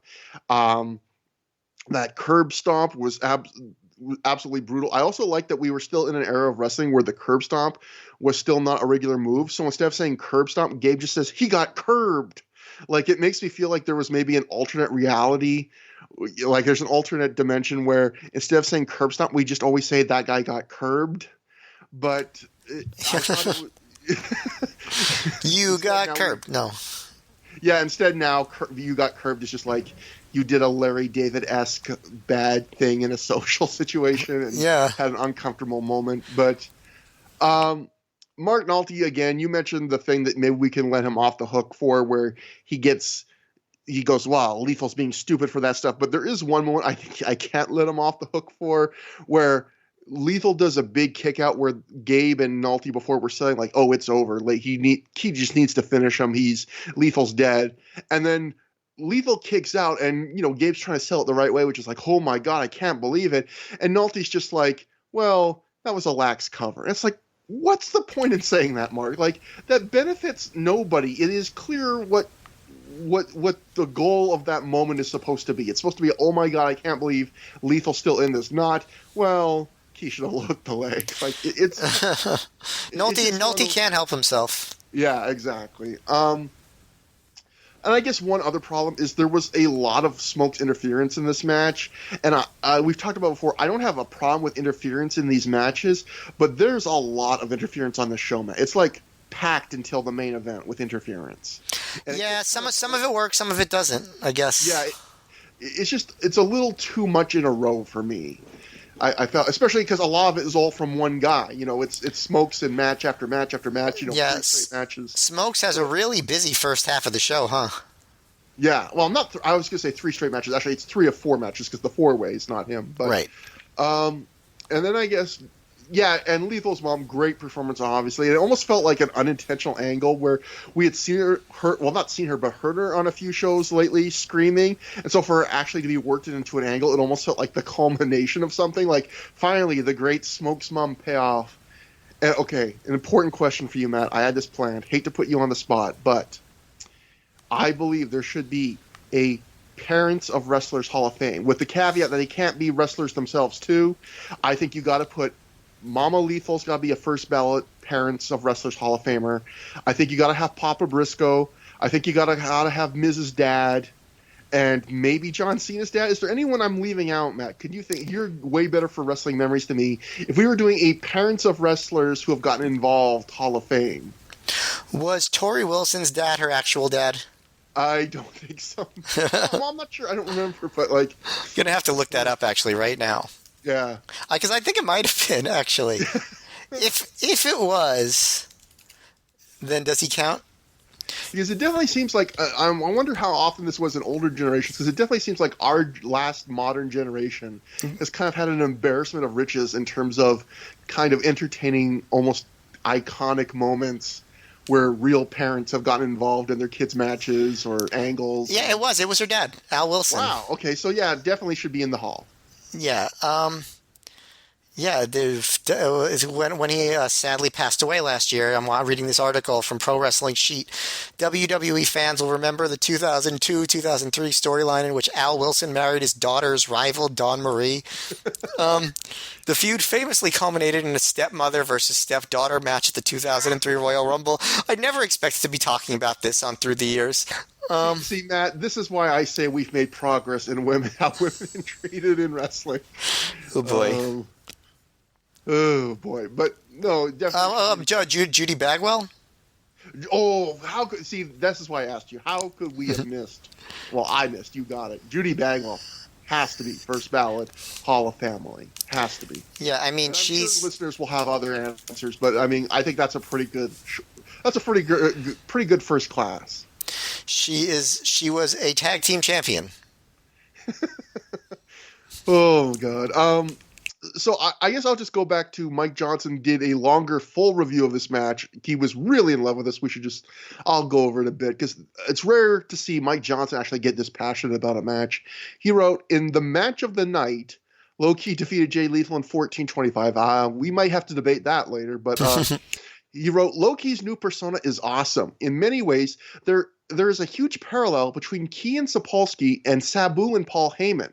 Like Sabu, Ki was a major asset to the indie scene, but Ring of Honor cemented him and gave him that one home promotion that made him the centerpiece of the company with his Zen Master martial arts persona.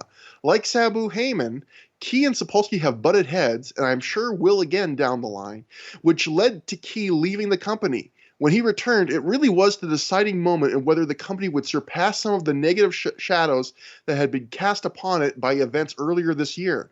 His return in many ways cemented that the company would be okay in the eyes of the fans. Better yet, his heel turn completely freshened him up in many different ways. Now, when he beats the living hell out of someone, it's completely admissible because he's supposed to be doing that as a thug heel. It's often said that the best persona for someone in the ring is their personality turned up 10 notches, and that's what we have here with Low Ki, and it works to an awesome extent. Jay Lethal, who basically was a walk-on, winning a contest held by Jersey All-Pro Wrestling and training for free several years back, is a prodigy, and as I said earlier, seems to mesh together the best parts of some tremendous workers. His loud and boisterous family adds another dash of realism and intensity to his matches because they seem to, or sure as hell are working everyone into believing, that it's a life-and-death situation for Lethal. In some cases, that would turn him heel, see Ricky Steamboat in 1989, but it works here because it's never shoved down the fans' throats. So I actually thought that's something I never thought, but I thought Mike bringing up the comparison of Low Ki basically being the Sabu to Gabe's Paul Heyman. I actually thought the way he explained that actually does make kind of a lot of sense. At the time, it made more sense than it makes now because, like Sabu and Heyman were sort of together till the end there. Yeah. And they were kind of joined at the hip a little bit, and that obviously is not the case for Low Ki. Although Low Ki, so many years later, I think people still most remember him for his Ring of Honor run, don't they?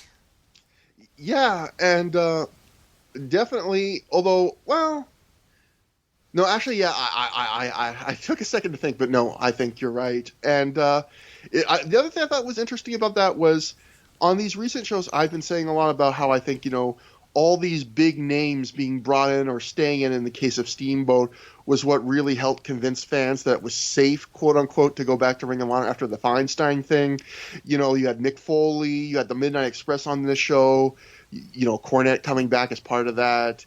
all Bobby Heenan eventually coming in after he had canceled his date early in the year. Like all these guys lending their credibility and saying, hey, I'm endorsing this company in a way. But I forgot, and I think actually Johnson's right on this too. And I don't always agree with Mike Johnson, but him mentioning that I think actually Low Key's return at the Honor Reborn completion. I actually do think that was kind of one of the early kind of signals that maybe we've turned a corner for Ring of Honor. Yeah, I think that's a good point. Yeah, so I thought that was some interesting notes from Mike Johnson on that one. Actually, some of the best writing I've in all these research. I actually thought he had some things to say that I didn't think about myself. So just going back through my notes now. After the match, Key, like you said, won't release the Dragon Clutch until the ref tears his arm away. Key then grabs a mic and Smokes holds Jay's arms back. Key points out that Lethal is Samoa Joe's protege, but just like everyone else, Jay is just another victim. I wrote in my notes, Key is Taz. Key says respect is either earned or taught, and Jay didn't earn his respect tonight. The crowd chants for Joe, but he doesn't come out. Smoke shoves a weak Jay back down to the mat, and Key flips off the crowd. He teases that he's going to leave without attacking Jay, but then he walks back into the ring and he soccer kicks Jay right in the head. They'll try and use this later to sell that he has a concussion, which feels like one of the big results from Key legit knocking out Dan Moff in that match is that for the rest of his career, we've had 800 Key has actually concussed this guy's storylines afterwards. I think this is already the second one we're having in Ring of Honor after the Briscoe one. Sorry, I was muted. I didn't really. Okay. Yeah, I all I can say is that Low Key loves kicking Jays in the head. That's a good catch. Yeah. Next up was Nigel McGuinness defeated Homicide. Again, Julius Smoke's doing earning his money on this night, doing a lot of work. Nigel won in 20 minutes, 3 seconds when he did he just flipped Homicide into a pinning combination out of this weird arm lock thing that was supposed to be one of his major finishers at this point, but still didn't have a name, at least from the commentators. So I don't know what to call it. But anyway, I thought this was another good match. If I had to really quantify how I feel about this one, I would say it's like 3.5 to maybe bordering on 3 3/4 stars. Like I actually really enjoyed this match quite a bit. I think it's a good match to show people like not just how versatile Homicide is, but how unselfish he can be. Because I would say the first third of this match is, it's in Nigel's world. It's on the mat. And Homicide lets Nigel pretty much mostly dominate him for the whole first third. And the match is back and forth the rest of the way too before Homicide puts him over. Like Homicide gives quite a bit to Nigel, and they try and frame this as a big match for Nigel. And key in the match after that first opening round of mat work is the match moves to the outside.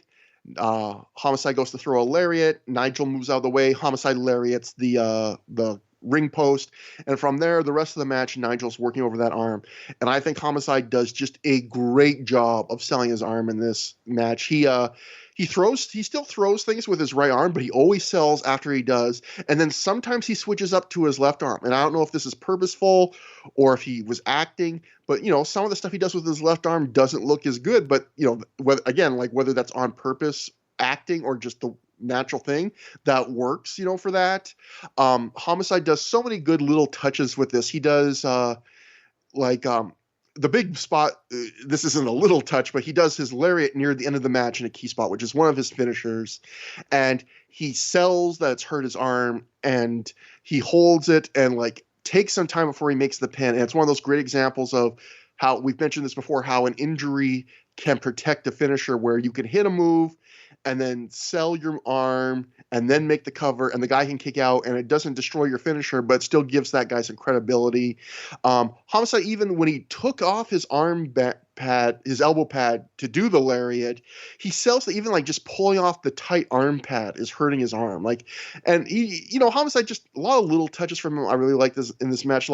There's a moment where he has Nigel in a submission, or something, and he wants to pull his hair because he's Homicide and he cheats, but because Nigel has like the spiked up hair, he does these very tentative taps at first at the top of his hair, like clearly checking, like, is this going to cut me if I grab his spiked up hair? And then he finally confidently grabs it, and I just thought those were like the cute, like little in the moment things that great wrestlers do, where like, he's like, this guy's different, so I'm going to treat him a little different. And I thought Homicide this was a really good night for him in terms of that kind of stuff. And I thought Nigel, after that first third of the match, this match goes from the mat to much more just action back and forth. But I thought Nigel did a good thing where a lot of times when a match goes to just like more moves, on your feet kind of stuff, they forget about the limb work. But I thought Nigel did a good job of doing a lot of his good usual moves, but he never took too long before he hit the arm with something again, whether it was the divorce court or just like a move where he took a guy in kind of a wrist lock and just dropped down and drove his arm down, or did a back suplex with a hammer lock so Homicide would land on his own arm. Like, Nigel was good about sticking enough to the arm without doing it every second of the match. And yeah, I just thought, and finally, before I give it to you, Nigel, I love the way he sells the win. When Nigel wins this match, he like immediately jumps up and runs out of the ring and starts like really being pumped up right with the crowd behind him. And I thought, that elevated how big this win felt, because he could have easily just sold it like, hey, I won. That's cool. Raise my arm, ref. But he really did sell this like it was the biggest win of his career so far. And not that I think people really remember this match, but watching it in this moment, it actually did feel like bigger than I thought it would. Matt, what did you think? Well, I actually can say that I did remember this match. This match stuck with me from when I first watched it as like a big moment for Nigel. And I completely agree with you. I would put my rating right at the same place, basically. I remember just as I watched, like constantly noting, like, wow, Nigel is really dominating. Wow, Nigel is really dominating. He dominates a lot of the match, especially the early part. But he does a lot. He definitely has the most offense in the match, and Homicide is extremely giving to him. And they do a lot of mat work that I'd say is like more mat work even than a lot of like the recent like Danielson or Pure title matches at the beginning. Like they're really on the mat. And one thing that I like about this show is that it's a real coming out party for a lot of guys. I thought that this was Rave's best performance so far. I thought Lethal really came on strong. And I thought Nigel really came on strong. Like just a lot of guys just really stepping up on the first half of this show. That's a really good point. Yeah. I never thought about that, but yeah, especially back to back, here. Yeah, like it gave a lot of confidence in the future of ROH that these guys are like stepping up, and yeah, I mean, Smokes was involved as always, like you said, with Smokes holding the leg and all the different stuff, but I didn't mind it that much because I thought the match was telling a really good story. I thought Homicide was, he sold really well. I thought Nigel. Maybe he recovered a little too quickly from that pile driver, and on the floor and stuff like that. But like, I just thought like it was a really good back and forth drama. The crowd was really into the mat work early. The fact that my favorite sequence was when Homicide hit the top rope ace crusher, then Homicide hit the lariat with the bad arm. Nigel kicked out. Then he went for the other, but Nigel kicked the arm. He escaped the cop killer, does the artful dodger, hits the divorce court. I just thought that was so cool. Just because when Nigel would do that artful dodger thing in previous matches, it was sort of like just like almost like a transition spot. Kind of just to pop the crowd early, and he uses it here in like a big dramatic sequence. And you really didn't see that from Nigel, even as he became a more prominent star. And I thought it worked really well here. Like, I really liked the way he worked that into like a third gear kind of sequence. So I really enjoyed that. And I liked the finish a lot. I thought it was the right way to have him win. I don't think Homicide tapping out to the arm submission would have worked. But that roll up and then Nigel just like running out immediately, I thought that was just the perfect way for him to win. And it kind of was a good contrast because Lethal, tried his best, but he couldn't overcome Loki. Nigel, Homicide didn't give him as intense of a beating. And Nigel actually was pretty much in charge for the whole match. It wasn't like a slip on the banana feel finish. It was actually like Nigel was the better man on this night, even overcoming interference and a veteran and, some brutal moves. Yeah, I mean, I've always been a huge Nigel McGuinness fan since I first saw him live, which is probably about 7 or 8 months after this. But he was really fantastic here. And Homicide, I think this is actually one of Homicide's better performances of 2004. He didn't have as many real top tier matches in '04 as he did in '03. But I thought he did a great job here. And I thought these two really meshed better than you'd think together. And yeah, big thumbs up for this match. And going back, using your comparison about how we're seeing multiple matches on the show where guys like Lethal and Nigel have like breakout performances. It's also interesting comparing it where I believe like you see Low Key and Homicide. Homicide was Low Key's trainer, back-to-back matches where in these matches putting over these younger guys. Both Homicide and Key, I think, are doing some really nice, more subtle, like nuanced, detailed the music between the notes, as they would say, stuff, that maybe they don't always get credit for, which it's just really cool to see. And especially like when you think about back to back, just look at my notes. A couple other things I liked in this match. I thought Nigel had one of the best STFs I've ever seen, actually, where he hooks both his legs around Homicide's. So basically almost no part of Nigel is touching Homicide. Like he's basically riding his body. And it looked really good, like tight, where often STFs can look kind of loose. It looked really good. Actually, it looked better than Homicide's, and Homicide has a good STF. I liked when Homicide teased the tope, and a lot of times he just flips the fans off. It's like, fuck you, and, I'm not going to give it to you. But this time he did that, but then he went to the ring apron and just did like a double axe handle off the apron, which looked kind of dopey, but I also thought it was kind of like an adorable kind of old school heel thing to do, to like go, I'm still going to do something off the apron. It's going to be a double axe handle. Like, fuck you. I like that. And, also, there's a Nigel German suplex where it looks like Homicide went up kind of heavy, like Nigel's not, where like a third of the way into the German, I'm like, oh fuck, this is going to be a botch. Like he's not going to get him up, and you can just see Nigel like muscle him over his head and just land it. Like it looked real. Whether that was the plan or not, it was just a really cool German. And also, Nigel very rarely does Germans in the first place, so he did a good job with that one. Yeah, So yeah, good match. Again, like the last match, it's not like, oh my God, match of the year, but they're both exactly what these matches need to be and just really fun and satisfying. Well worked and well booked. I want to make that clear. Well booked. Because I really saw a lot of people shitting on Gabe after the whole Evolve thing went down. And it's just like, I haven't seen so much Evolve. I went to a few shows, but like during this era of ROH, the booking was good. Like I will stand by this. Yeah, and I think something, if you've listened to our last few shows, like this was the start of like what considered like a golden era of Ring of Honor, but even like the booking, like it got noticeably took a step up once Gabe had to reckon with like AJ and Daniels leaving. Like from that moment on where he kind of does like the soft reset, I think it gets noticeably, he like rises a level in his booking. I agree. After the match, it's intermission time, and all of Generation Next are backstage with Gary Michael Capetta. Gary says it's feared that Jay Lethal might have a concussion. Gary then goes on to say he's here to do an interview with Gen Next, but Alex Shelley says he'll take it from here, and he gives a little joking fist tap on the chin of Gary, and Gary just adorably sells this by like stumbling hard off camera, like he sells it way more than you would, like I think kind of purposely. It was kind of cute, I thought. I'm a Gary Michael Capetta stan, I'll admit it. And Shelley says in elimination matches there's usually a sole survivor, but tonight there's going to be 4 survivors. He says they've already taken out Jimmy Jacobs, Ace Steel, and CM Punk, who they're facing tonight, and taken their spots. And then I wrote in my notes at this point, seeing that Generation Next is wrestling all of those guys tonight, I am starting to wonder what take their spots even means.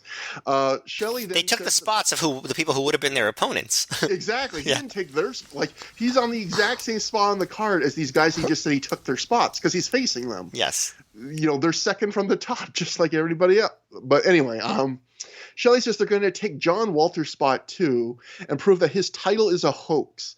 Shelley says you can bring whoever you want, God, Martin Luther King, or Ricky Steamboat. It doesn't matter. Generation Next ascends to the next level tonight. So Matt, I don't know if you noticed this, but I thought this was a pretty funny moment. Gary then throws to Sugar Sean Price, and he acts like, Sugar Sean Price is with their opponents, and we get a screen wipe, and he's acting like we're getting another live interview somewhere else in the building. But here's the funny thing. We get like the big screen wipe where the Ring of Honor logo takes over the screen, then it fades back out. And we see Sugar Sean Price is standing with the Gen Next opponents, except they're acting like it's some other place live. And, Sean Stevens like, thanks, Gary. But it's clearly the exact same spot Gary was just in with Generation Next, because there's the exact same painting on the wall that was behind Generation Next is behind the other team in the exact same spot with the exact same yellow note hanging directly below it. Like, it was so clearly they did one promo, moved the guys out of the way, and then shot the other. And the fact that they tried, like, they couldn't even be bothered to move like 10 feet to a direction to sell it, to try and sell it. This was a different place at the same time. I got a chuckle out of that. But anyway, let me see. Sean is with CM Punk, Jimmy Jacobs, Ace Steel, John Walters, and Ricky Steamboat.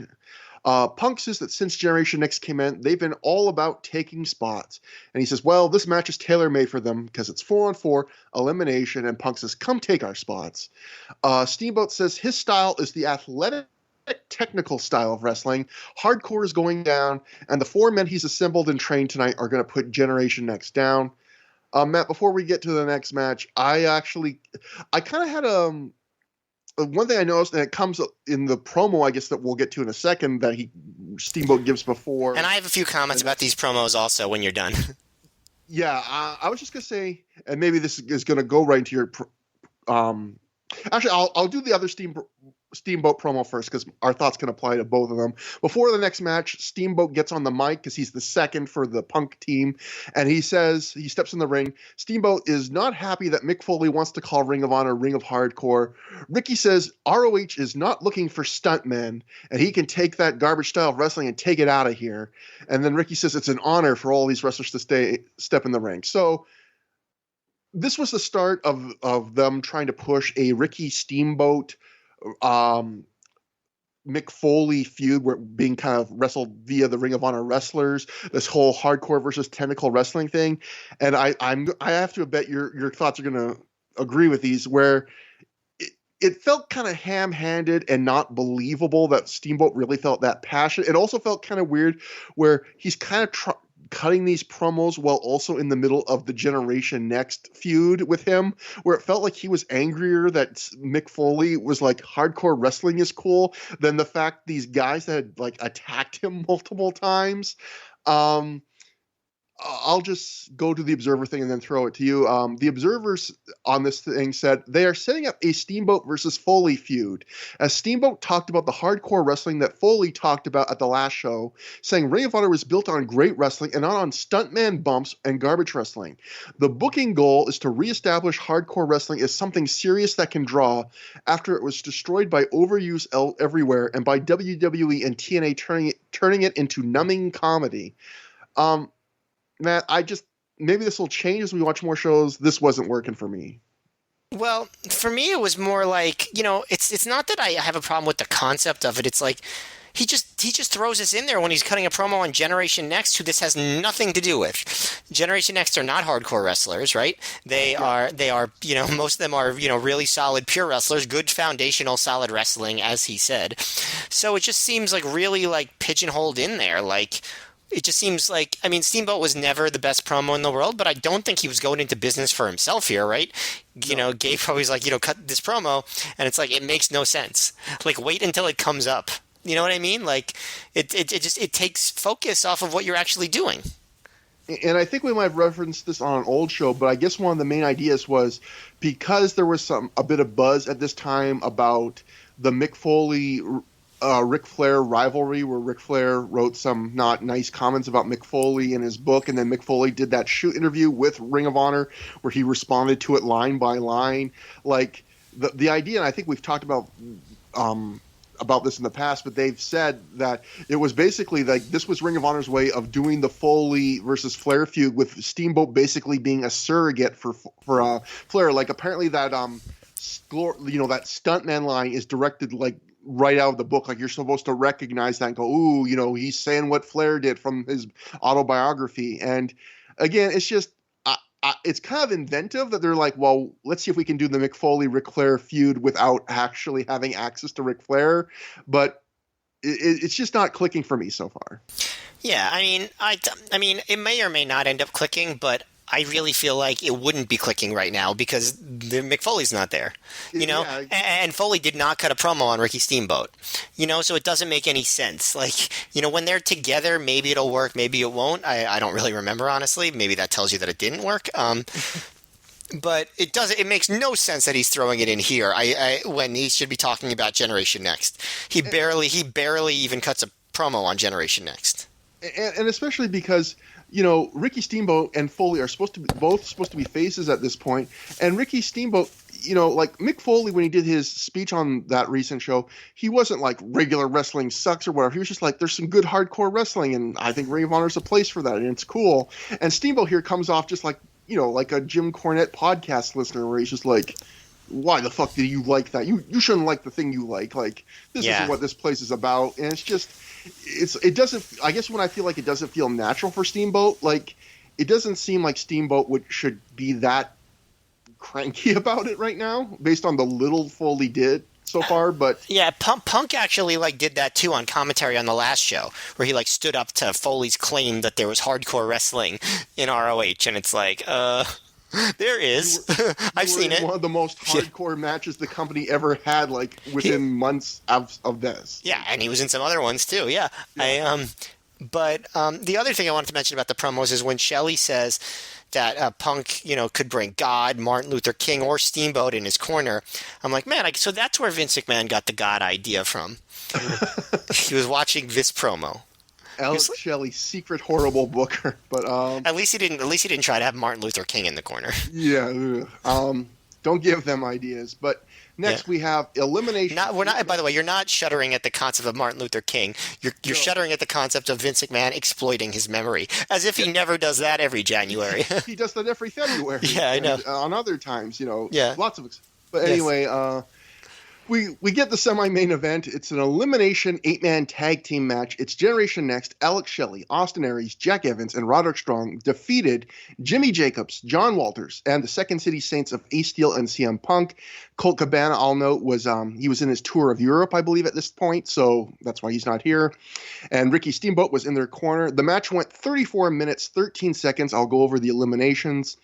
Alex Shelley eliminated Jimmy Jacobs via pinfall in 13:54 after he hit the shell shock, which was after Jimmy Jacobs took an unseen chair shot. Ace Steel eliminated Jack Evans via pinfall in 2017 after he hit the spinal shock. Austin Aries eliminated Ace Steel via pinfall in 2052 with a crucifix bomb. CM Punk next was disqualified at 24:46 for using a chair and being caught by the ref. John Walters eliminated Roderick Strong via pinfall at 28:27 after he hit 3 lung blowers. And then Austin Aries eliminated John Walters via pinfall in 34:13 after he hit the 450. So that would leave you, if you were keeping track, Alex Shelley and Austin Aries as the only 2 survivors. Matt, what did you think about this? This is another big Generation Next 8-man tag. Obviously, different people, different rules, but it's another big one of those. What did you think watching this one? How did it compare maybe to the original Gen Next 8-man? I thought this was an experimental type of match for ROH, and I thought that it did not work, in my opinion. I just didn't like it. I thought the crowd didn't seem to really like it either. I just thought the booking, I get where they went with it, and I think, that was okay, but how they got there was not. So I'll just go through it as best I can and try to explain what happened and some of the things that I didn't like about it. So we're starting in with Walters, and he's stretching Jack Evans, who, Jacobs hasn't been around for a while, and he's going one-on-one with Jack. And Nolte, who had been shitting on Jimmy Jacobs a lot, decided just now that Jacobs is the most improved wrestler, and he's quit the clowning. And it's like, pretty sure the last match that he was in you disliked. I don't know. It just felt like Jacobs hasn't been around enough to really show you that, Mark. But maybe he had seen the next show first. I don't know.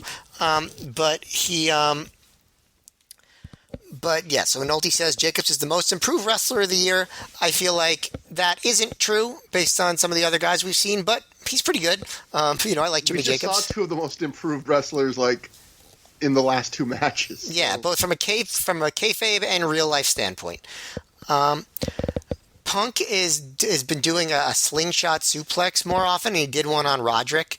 And Gabe says, in classic wrestler illusion territory, he goes, "It looks like a mentally challenged person cut Ace Steel's hair," because Ace has short hair now.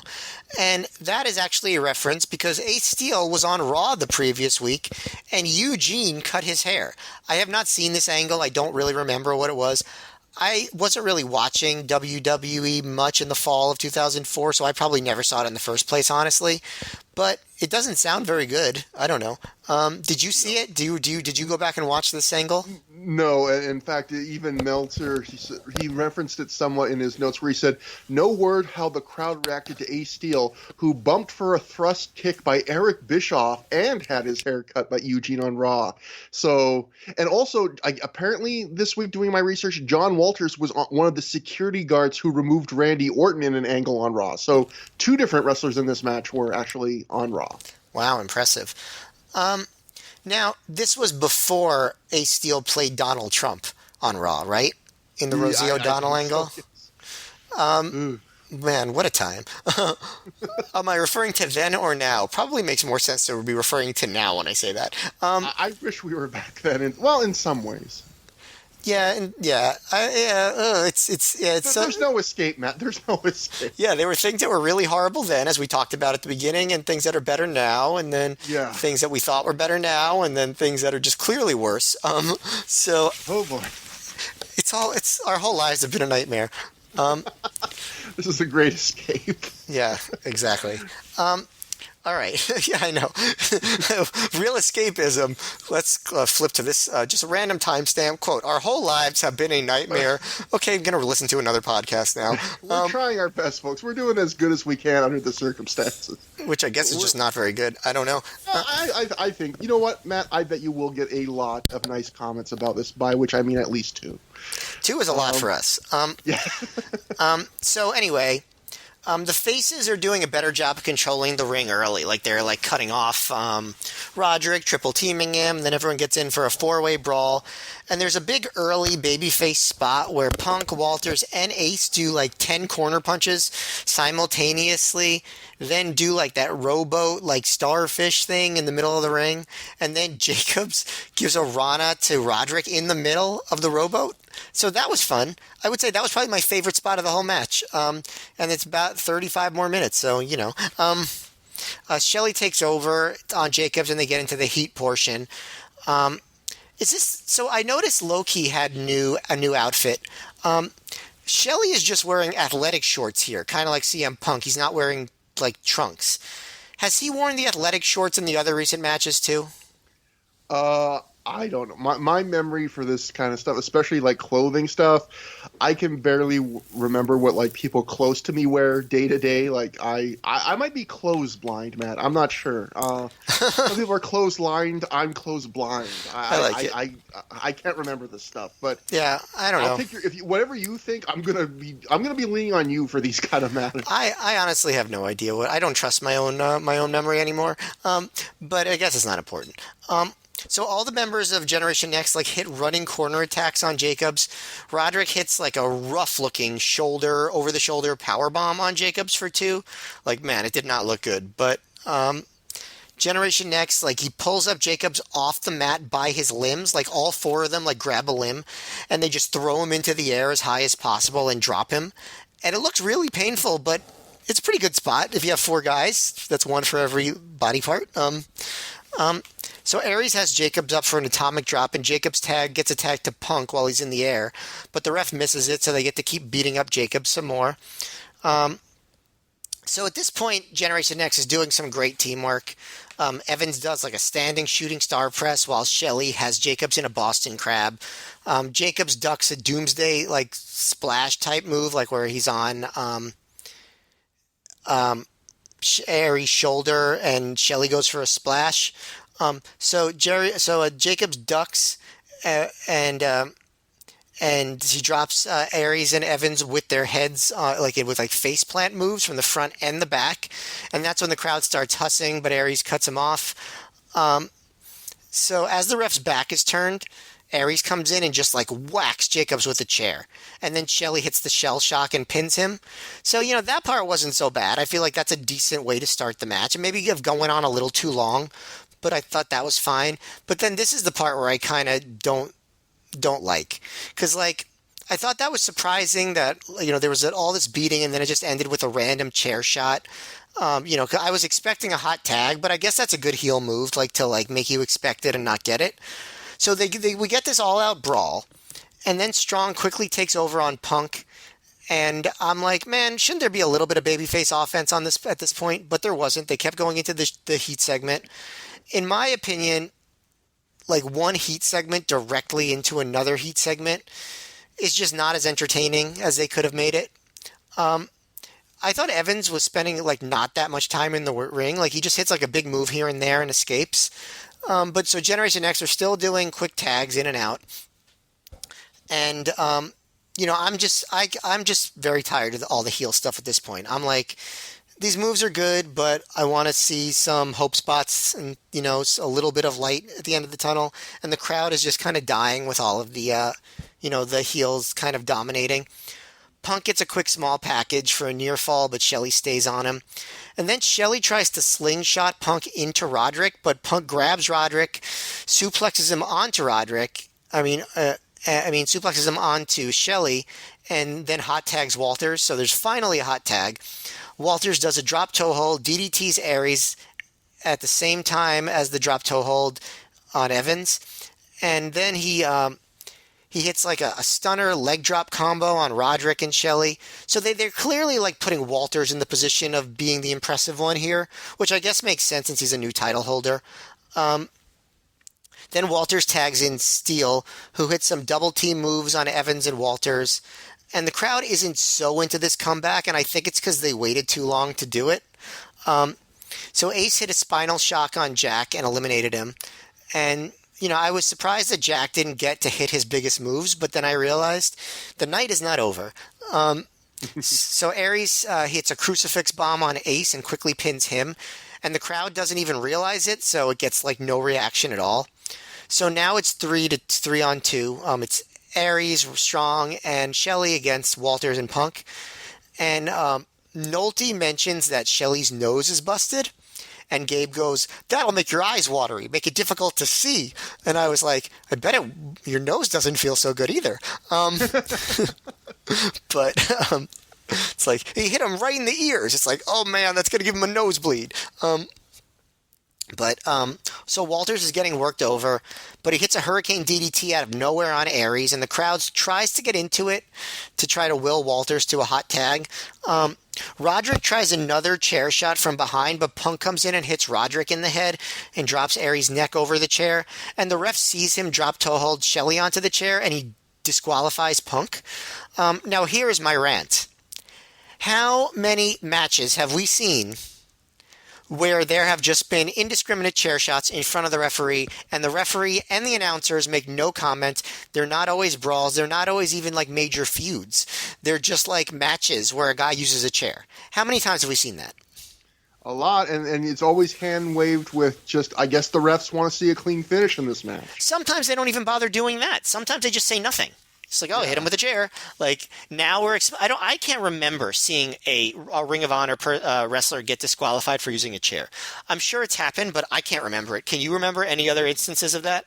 No, I don't think so. And in fact, I was kind of, it was almost a novelty to see Punk get disqualified because it's the first time I can remember that there's been a DQ in a Ring of Honor match. And there might have been another one, but I can't remember it. Yeah, it was a novelty, but like, I don't. It was too inconsistent for me to appreciate. Like I was just like, this is bullshit. Like they don't do this in ROH. It just seemed like cheap booking to me. And part of the storyline was also that Steamboat was mad at Punk for using a chair because pure wrestling. Um, so there was that also. So I didn't like that booking. And I also just didn't like now it's suddenly down to Walters versus three. And the crowd just, at that point you should hear the crowd really getting behind Walters. But the crowd I feel like has just been beaten down so much by this match in terms of like babyface, offense that they don't really seem to care that much. And they were into Walters at the beginning of the match, but like this is a match where the crowd gets less into it as it goes on. So basically, starts with Walters getting a couple near falls on Aries, but Aries low blows him. Then Generation Next just basically methodically works over Walters. Walters gets a comeback with a double lung blower on Aries and Shelley. Then he hits 3 lung blowers on Strong and pins Strong. And I didn't expect that, and it was kind of cool, but the crowd just was already checked out.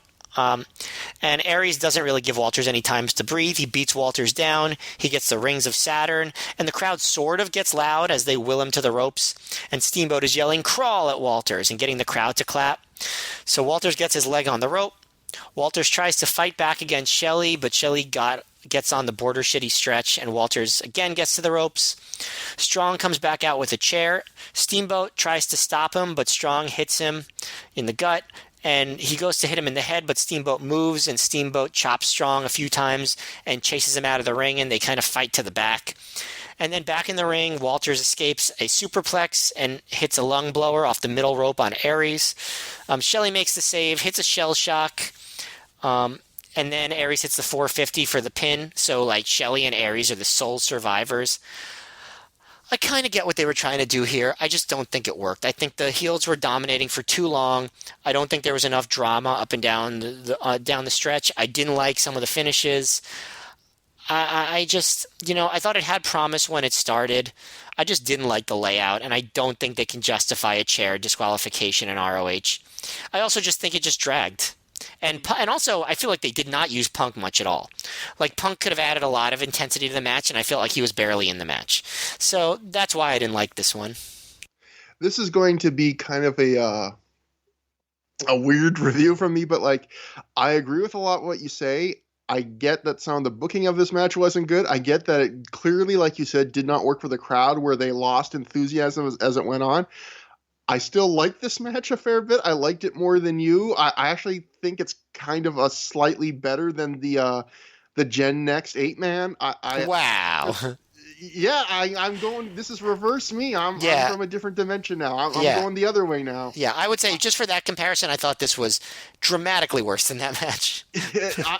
I like the work of this, and I thought the match got worse as it went on, but I liked, especially the first half, I really like quite a bit. And I think maybe part of why I like this match so much is I love Jimmy Jacobs as a face in peril. We've commented on that a lot this year in the little bits we've seen him in that role. But this is the match where I was like, if Ring of Honor was going to have an award for Best Face in Peril 2004, it would be Jimmy Jacobs in a landslide. He just gets such good sympathy. He takes such crazy bumps, like that bump you mentioned where they all 4 of them grab him by a limb and toss him in the air. Looks brutal. Like, he takes so many bumps in this match where it looks like you're really getting hurt. Like, I almost feel like you're being abused, like hurt really bad in this match for real. There's a moment where Roderick Strong Irish whips him into the corner, and Jacobs does the Bret Hart bump. He takes it chest first, and he starts stumbling backwards out of it, and Strong just runs and hits like the sick kick, but right to the square of the back, and Jacobs just ping pongs like dead weight back into the buckle and just collapses.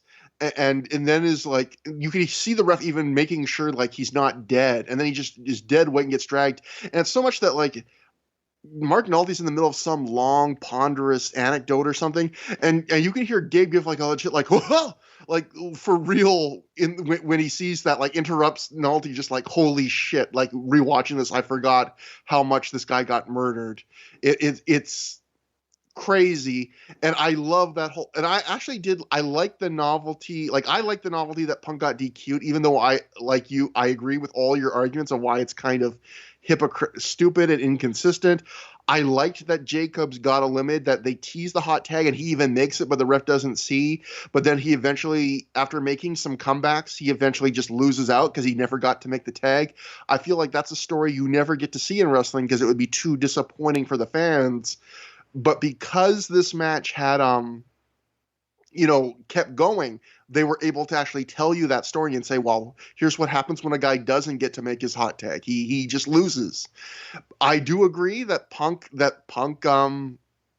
getting to be face in peril very shortly after Jacobs was kind of a downer. It kind of shows a lack of imagination that you're just immediately going back to the same thing. But again, I liked all the work in this match. Like the moves they did, I liked a lot of the triple teams. I always think Generation Next is great when you just see them on offense, kicking ass, and they did a lot of that in this match, so maybe that's where my enjoyment of it comes in.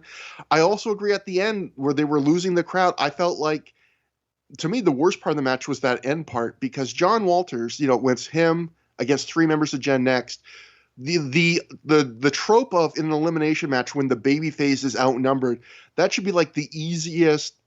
That kind of match books itself because it should be, whether he wins or loses, it's just so easy to have like he valiantly fights and gets something done, but maybe not all the way. But it was so tough because clearly when you watch this match, John Walters was the wrong guy for that role, because pretty early on when he's getting outnumbered, there's a moment where like Austin Aries is attacking him and the crowd's cheering for Austin Aries and not him. Like they're chanting for Aries. And then shortly after that, Shelley gets him the Border City stretch and like people are cheering for Shelley to win, not for Walters. And it's like when you're 3-on-1, 2-on-1, 2-on-1, in both those situations and you're the baby face, the crowd should not be like chanting for the heels over you. And it felt like, that maybe that would have been a role, but even though I know they had bigger things in mind for Walters than Jacobs at this point, maybe that would have been better for a Jacobs or a Punk, someone that the crowd was more behind than Walters and then you have Steamboat come back out. So I guess to give the fans their money's worth, where he gets into the brawl with Roderick Strong. But again, it felt like another thing that completely overshadowed the final stretch of the match at a time when, Walters needs all the help you can get. And instead you have like this way more popular legend getting into a brawl outside with Strong. But yet I like the actual action, the moves they did, Matt, the moves I enjoyed. I liked seeing that stuff. I don't know why, every argument you make, the crowd and everything is correct, but there's something about just the action. I enjoyed it. Maybe I was just in the right mood, and I let me say, you are in the majority on this. I saw the Observer said the live report said this match was too long. And then we'll go to Mike Johnson, who wrote, this went way too long, and they actually ended up 7 minutes beyond what was booked. The first elimination came much later than planned as well. This was one of those matches where the work wasn't bad, but they seemed to take forever to get where they were going. There wasn't as much of intensity from the crowd as I expected, given that this was basically a rematch of an 8-man tag that the live crowd went ballistic for when Ring of Honor had the outdoor tent show here. It was not basically a rematch. There was, I think, on the babyface side, there was like one person. No. It was John Walters. Yeah, John Walters, the only one that was on. Yeah, so it's a totally different match. Yeah, it's a Gen Next 8-man, but it's elimination and almost a completely different face team. The one thing I will agree with you on is the Jimmy Jacobs section was, to me, the best part of the match. Yeah. I just thought it went on for too long. My problem was not with the execution of any of the spots. It was with the layout of the match. And like you said, I think this is a match where, for whatever reason, I fully accept I am way probably in left field. I think if most people watch this match, they will come away much closer to you and all these live reports and reviews have than I am. But for some reason, it just hit me a little different. That's great. It's always good when someone can like something, so I'm all more power to you. And hey, I also enjoyed Aries and Shelley tried to do a doomsday device and Aries screamed, "Oh, what a rush." So, instant extra star right there. But after the match, Alex Shelley gets on the mic and he says there's nothing left for Generation Next to take except one spot. And then Shelley says, "Tons of fun, Samoa Joe. I'm coming for you." But then Aries snatches the mic from Shelley and says he is going after Joe. Aries says there is only one top spot and we'll see who gets it. Shelley says that they always knew when they formed Generation Next that there's only one top spot. But until then, Aries needs to keep in mind where his loyalties are. Aries says he knows where his loyalties are, and the two shake hands. So some foreshadowing for the major angle that'll happen in Final Battle, and at this point just less than 3 months away in the timeline.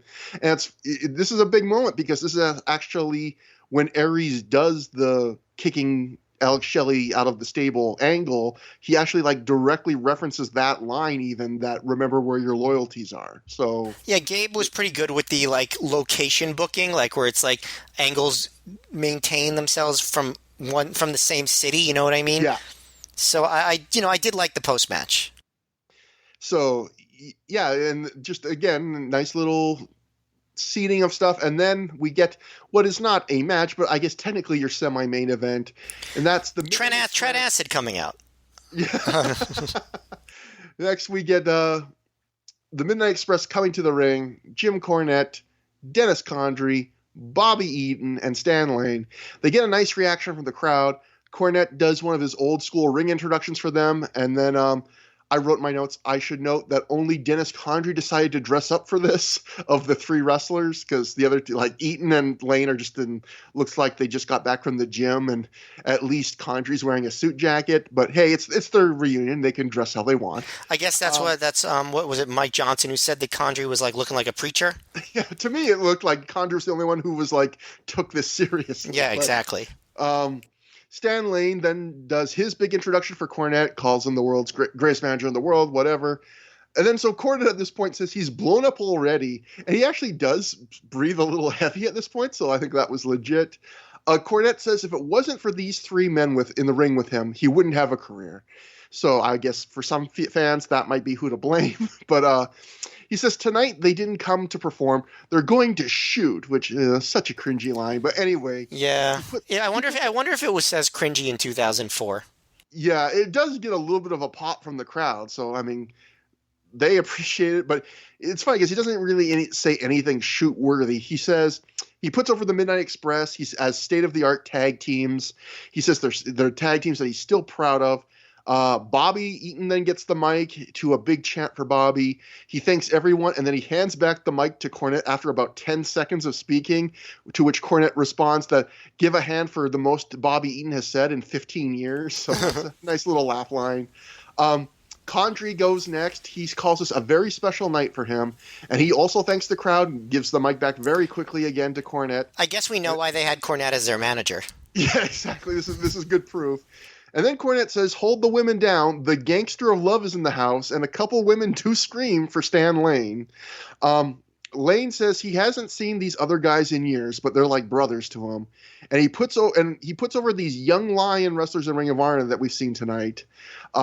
Stan Lane has an absolutely golden voice, and he actually comes off as the best, I would say, of anyone here. Like, not that anyone did a bad job, but he talks a little more, but he's very gracious. And he like puts over that these young ripped guys in the back have come up to us all night and been so humble and put us over, like when they're like he's putting over the wrestlers. I thought that was very giving of him instead of just taking the moment completely for himself, which would be fully in his right to do. Then he puts over the fans. He says that you were some of the first fans in Philly that turned heels babyface.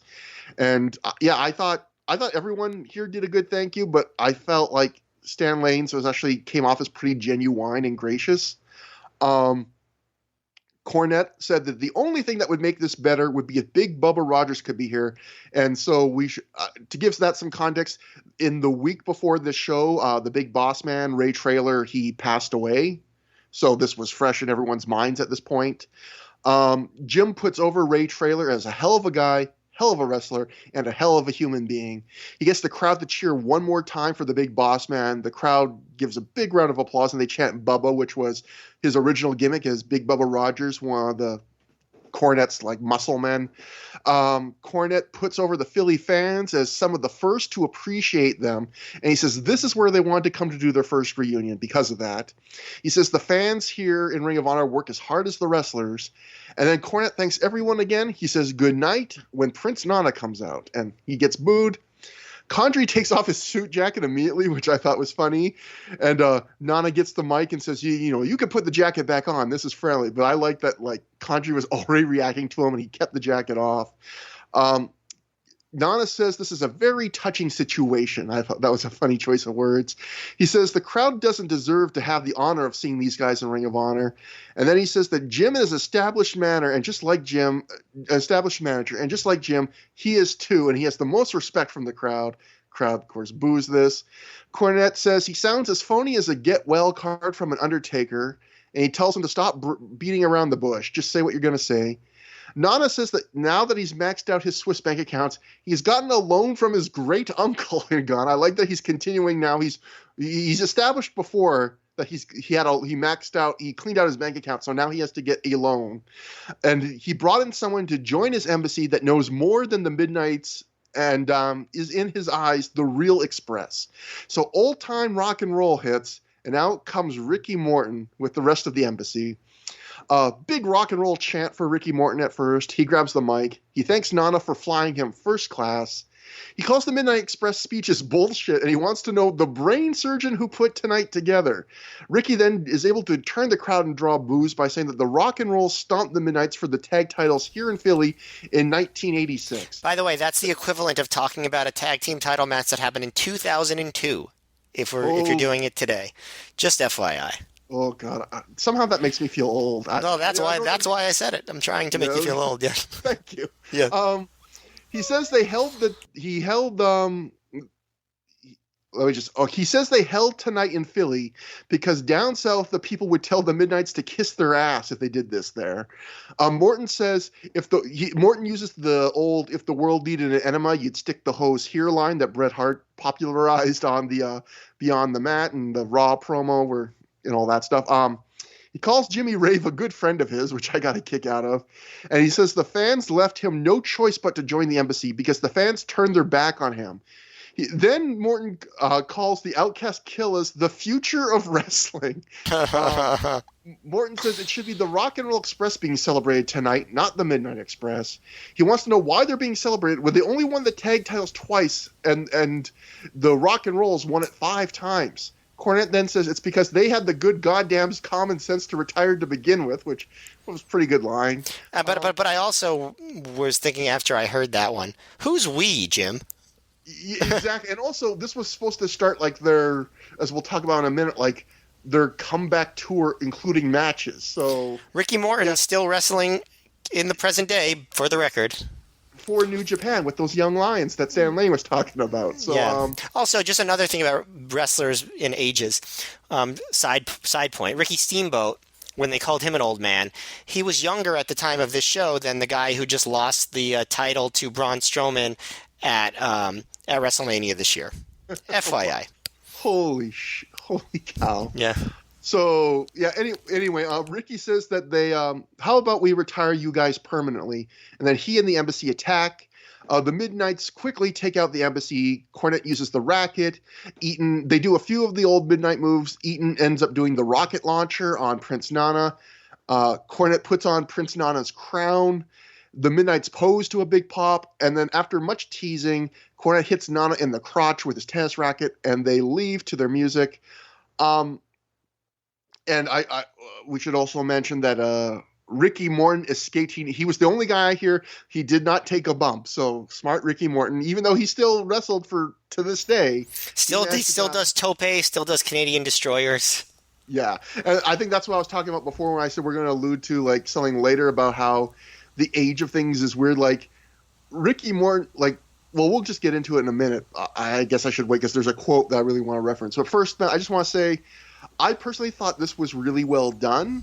I thought the speeches didn't go too long. I thought they were gracious. I thought they singled out like Philly. They made a good job of making the Philly crowds feel like we're specifically doing this for you guys.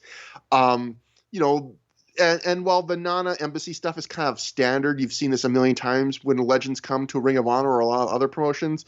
Again, it was, gave you a chance to see a few of the signature moves and a celebration. And also, most importantly, I thought Ricky Morton gave a hell of a heel promo here. I thought he did a really good job, actually.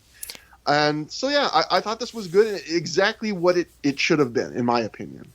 I would agree with most of that. I definitely thought the best part was Ricky Morton. The one thing I would say is this is the sort of thing that it really is for the live crowd. You know, like to me, this isn't really like a DVD angle because it doesn't really go anywhere. Like it's sort of boilerplate. Like it's nice. They did a nice thing. Everyone did a nice job.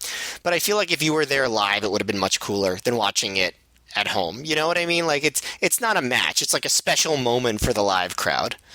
And something we mentioned earlier, which is, I think you brought this up, which is this might have aged differently in that sense. When you consider that nowadays, like wrestling reunions and convention reunions and nostalgia acts feel like they're way more prevalent in every level of wrestling.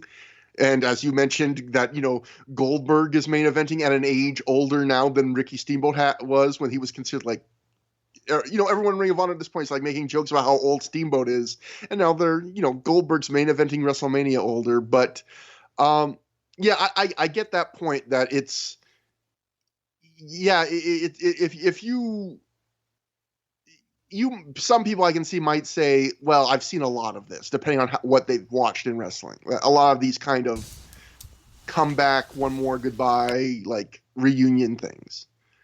But for the live crowd, it seems like it was fantastic. Yeah, and again, the crowd was 200 more than the last show in Philly, and how much of that is them moving out of the Ramada? How much is that moving, how much of that is having Danielson and Joe in the main event? I don't know, but I'm sure some people bought tickets just to see this. I'm sure. I mean, there were 200 people that did the Q&A for $15, so I'm sure someone came to see this reunion. For sure. So, some live notes. ThROH wrote that Ring of Honor booker Gabe Sapolsky grew up watching the wrestlers he is bringing in to be featured attractions at Ring of Honor events. He says bringing them to Ring of Honor is a way of honoring them for their contributions to wrestling and their influence on him and the industry. Gabe says, I can't speak for other promotions, but in Ring of Honor, it's our way of honoring those who have influenced us and those who have made us love this business. It's our way of paying respect to those who made Ring of Honor possible and those we have learned our trade from and set the standard we try and follow. When you talk to people like Steamboat and Foley and Cornette, you realize they had the same attitude of the Ring of Honor wrestlers back in the day. They were ahead of their time. They did new things. They took risks, and they did things outside the lines that many veterans frowned upon or tried to hold back. So we always make them a focal point because they paved the way for Ring of Honor. Then they got to this part, and this is where it gets kind of funny. The presence of Jim Cornette and the Midnight Express at Sunday's Philly show, Wade Keller says, was symbolic in that Ring of Honor is known for having a strong tag team division. Sapolsky says that's no accident. Quote, I always enjoyed good tag team wrestling, he says, whether it was something like the Midnight Express versus the Fantastics, or the Freebirds versus the Von Erichs, or the great All-Japan tag team matches of the early 90s, or stuff from ECW like the Eliminators versus RVD and Sabu.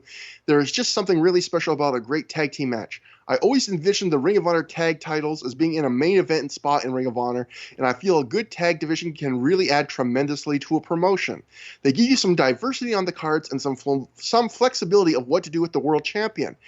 Regarding working with them this weekend, Gabe tells the Torch, having the opportunity to work with Jim Cornette, Bobby Eaton, Dennis Condrey, and Stan Lane will definitely go down as one of my all-time highlights.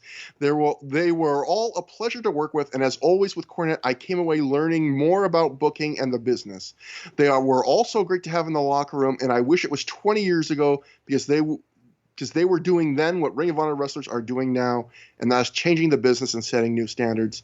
So a lot of just generic Gabe using this to put over Ring of Honor as he does, in general, which was his job as booker. But I did kind of laugh, Matt, at Gabe acting like tag team wrestling was a huge part of Ring of Honor, because one of the biggest weaknesses I would say at Ring of Honor is, apart from a few up to this point, like good patches, the tag division's been kind of a mess this entire time.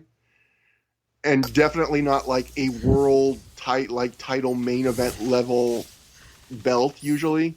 No, yeah, it's going to be a while, I think, before they still get there. But they do eventually get to a decent point with it. Aries and Strong's run, I think, really helps. Yes, I agree. Yeah. And then I thought it was interesting also that Dave Meltzer's take on this segment. He wrote, one thing smart about this is that, well, this got an incredible reaction. They're smart enough to know that there is no way to follow it.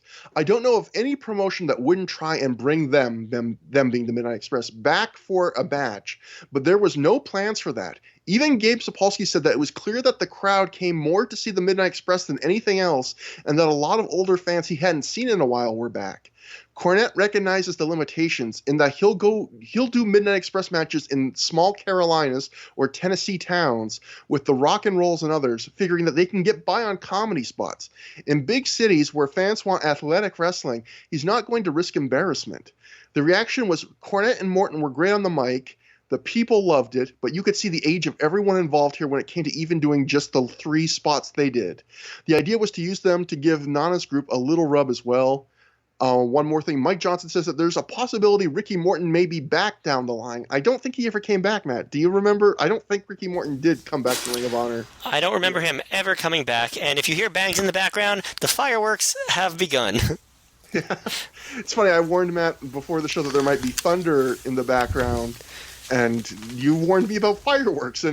But to be fair, Matt, I can't hear fireworks right now. And if they are in the background, it'll be a fun little Festa move it's a celebration of our final match coming up. Yeah, sparks are going to fly in this last match. But the thing I was alluding to earlier that I wanted to mention, I thought Matt was just funny, is that it's funny that they're acting like, oh, these guys are too old to book, and they probably wouldn't have fit in Ring of Honor, and they probably wouldn't have been right to book.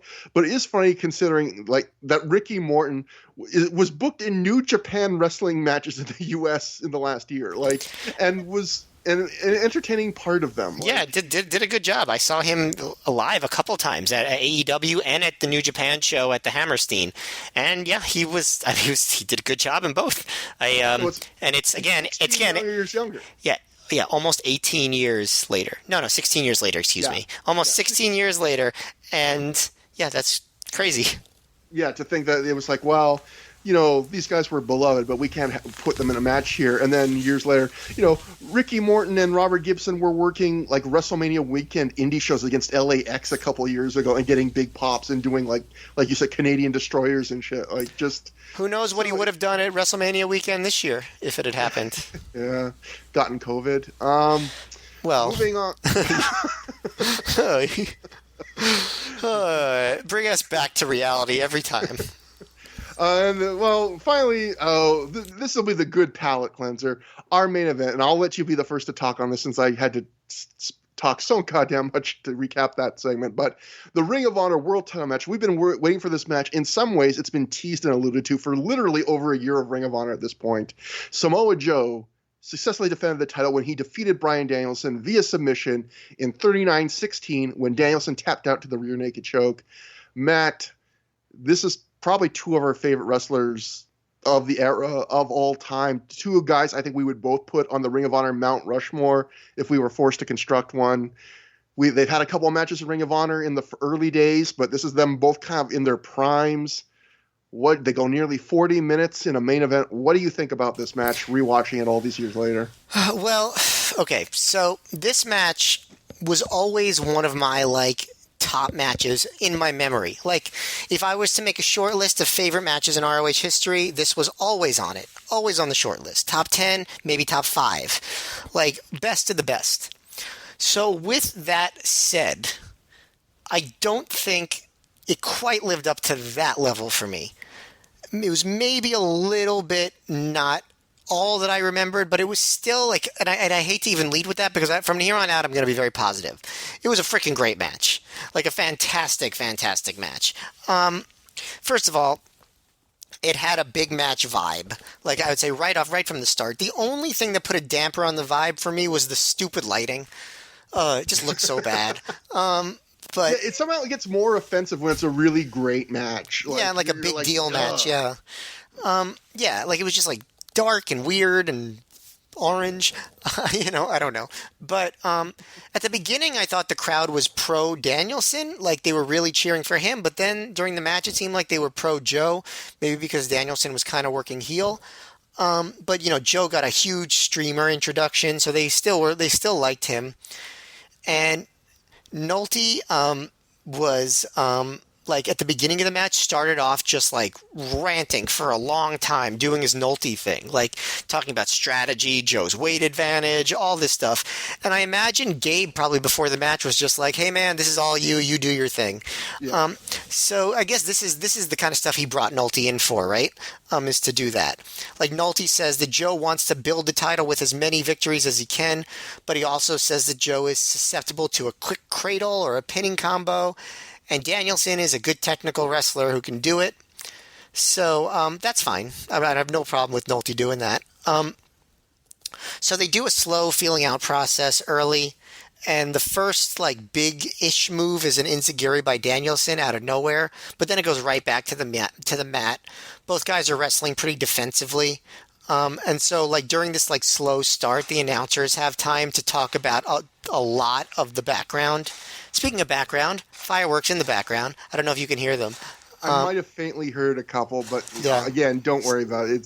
It's barely noticeable, and It just gives me an ambiance as I talk. All right, so Gabe says that this match is going to have a 5-minute overtime period if it goes to a 60-minute draw.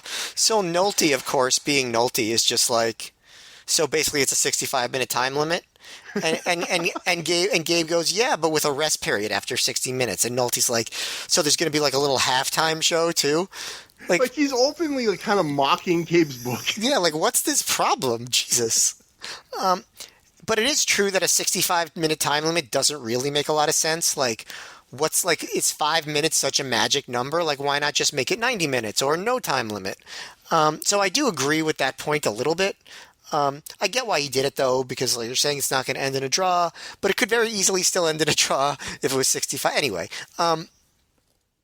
so this is actually Danielson's first title shot in ROH, which is pretty remarkable to think about, but it's true.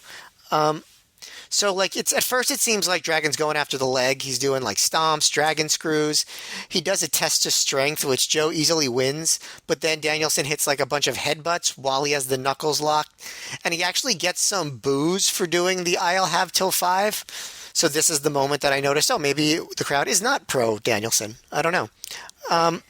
So they do this sequence where Joe tries to hit Danielson and kick him, but Danielson keeps like running away, and then he does like a little dance, kind of like a boxer, like almost like Muhammad Ali. Rope-a-dope. Yeah, it's like showing that he's doing the rope-a-dope, and the crowd is definitely into that.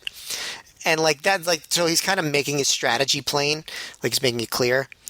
And it seems like during this part, you know, the match is back and forth, but Danielson is more in control. Like if you really had to pick, like he's stretching Joe on the mat. But Joe will then just like knock Danielson down with like one big forearm shot. He suplexes him over the top to the floor. And he does his ole ole kick, but as usual, he misses the first time. I'm looking at Mark Nolte when I say that, because Nolte was like, oh, this is the only time that's ever happened in the other match, but it actually happens in almost every big match. He misses the first ole ole attempt. So what happens is he goes for the kick, but Danielson grabs his leg and hits it against the guardrail, which, I thought that was a pretty cool way of blocking it. Then he does, I think this is the first time he's ever done, you mentioned this earlier, a springboard flip dive onto Joe in the aisle. When he was champion, the flip dive into the crowd became one of his signature spots. But I don't remember him doing it in ROH before this. And then after he does it, he goes, "This motherfucker is gonna pay." And I'm just thinking, like, pay for what? For wrestling against me. How dare he give me a title shot? Fuck you, man! Yeah. He then does his own ole ole drop kick, and then another one. And despite the fact that Danielson is winning the match, Nolte's like, this isn't the match Danielson wants to wrestle. And he criticizes Danielson for keeping Joe on the floor. But it's like he was winning. Like, he was winning the whole thing, and then he peed back, and even he throws Joe back in the ring, and he's still in control. But that's when Joe comes back with a series of strikes, and Danielson just pokes him in the eye to regain control. And I wrote, even in this match, they got to do eye pokes. Like this should be called the Ring of Eye Pokes. If I was a veteran wrestler, I would start the eye poke faction, I think, to face against Steamboat and Foley, because they do a lot. And speaking of Danielson's charisma, he does his little like Rick Rude hip swivel thing at the fans who are booing him. So this is like every match you see Danielson get more and more like play to the crowd. And, this is definitely a culmination of all of that. Between this motherfucker's going to pay, the eye pokes, the hip swivel, like he's really like trying hard to work the crowd. Eventually, Danielson goes to Joe's arm, and Gabe even notes that Danielson's been dominating because, he's actually watching the match instead of trying to create his own narrative where his strategy is better than the wrestlers. So they trade slaps. Joe gets the advantage with slaps and knees, and then he takes Danielson down. But Danielson kicks Joe off and takes back control with a bunch of European uppercuts. So, like, it looks like the story so far is that Joe really can't get an advantage on Danielson. Like, Danielson sort of has his number. But Joe takes over with, like, a go-to-sleep style move. Only instead of kneeing Danielson in the face, he knees him in the midsection. But other than that, it's, like, pretty much just a go-to-sleep. And then Joe kicks Dragon's ribs, and Dragon does the coughing fit sell, which you do not see very often, like the rib sell. The one guy that I can think of who would do that a lot was Hulk Hogan. Wouldn't he always do like the coughing with the ribs and like the convulsing a little bit? Danielson, one of his favorite early wrestlers was Ultimate Warrior. Maybe he got that from. There's a real possibility he got that from Hogan. Yeah, I mean it's also a sensible way to sell your ribs. Yeah.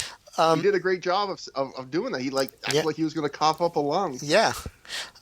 So now Joe's finally in control. He does a half crab where he digs a knee into Danielson's shoulder, but then he goes after Danielson's ribs.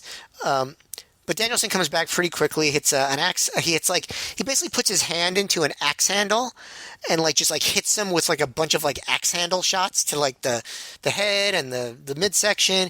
He does a bunch of European uppercuts. So, neither guy is really getting too much momentum. And this is the point where Nolte says that Samoa Joe is like a panther. And this will come into play later. Danielson... So, Danielson hits a diving headbutt for 2, which I think was like the first real notable near fall of the match.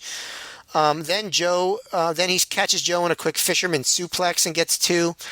Danielson does a drop kick, but then Joe just jumps up and hits an enziguri, and Nolte yells, "Enziguri by the Panther," which is a famous call, and I think a great call. I think that's like a legendary call in an ROH title match. I love that he sets it up with that comment, Samoa Joe's like a panther, and then with that line, minutes later, he acts like everyone's been calling Joe the Panther. It's like another great move by the Panther. It's a classic moment. Watch this match just for that call. Enziguri by the Panther. Because when you think about Samoa Joe, you definitely think of a panther. They should make a movie called Joe the Panther. Part of the famous Panther series. Joe then hits he hits the elbow suicida on Dragon, and that's sort of I think the signal moment where okay, this match is in third gear now. Joe hits the ole ole kick this time, almost knocks the guardrail over with it. He does another one, and on the way there he gives Green Lantern fan a middle finger. So that's a moment, I guess. So after the second ole ole kick, the crowd chants, "He's fucked up." And I don't know, I feel like that's a pretty stupid chant that you wouldn't hear today, but maybe I'm wrong. Do you think crowds would chant, "He's fucked up" now? No, I think fans actually, it's no longer even thinking about Ring of Honor was still trying to, at this point, sell that Jay Lethal has a concussion. I feel like everyone's so much more aware of head trauma that no one thinks that's a fun, cool thing to think that you might have witnessed.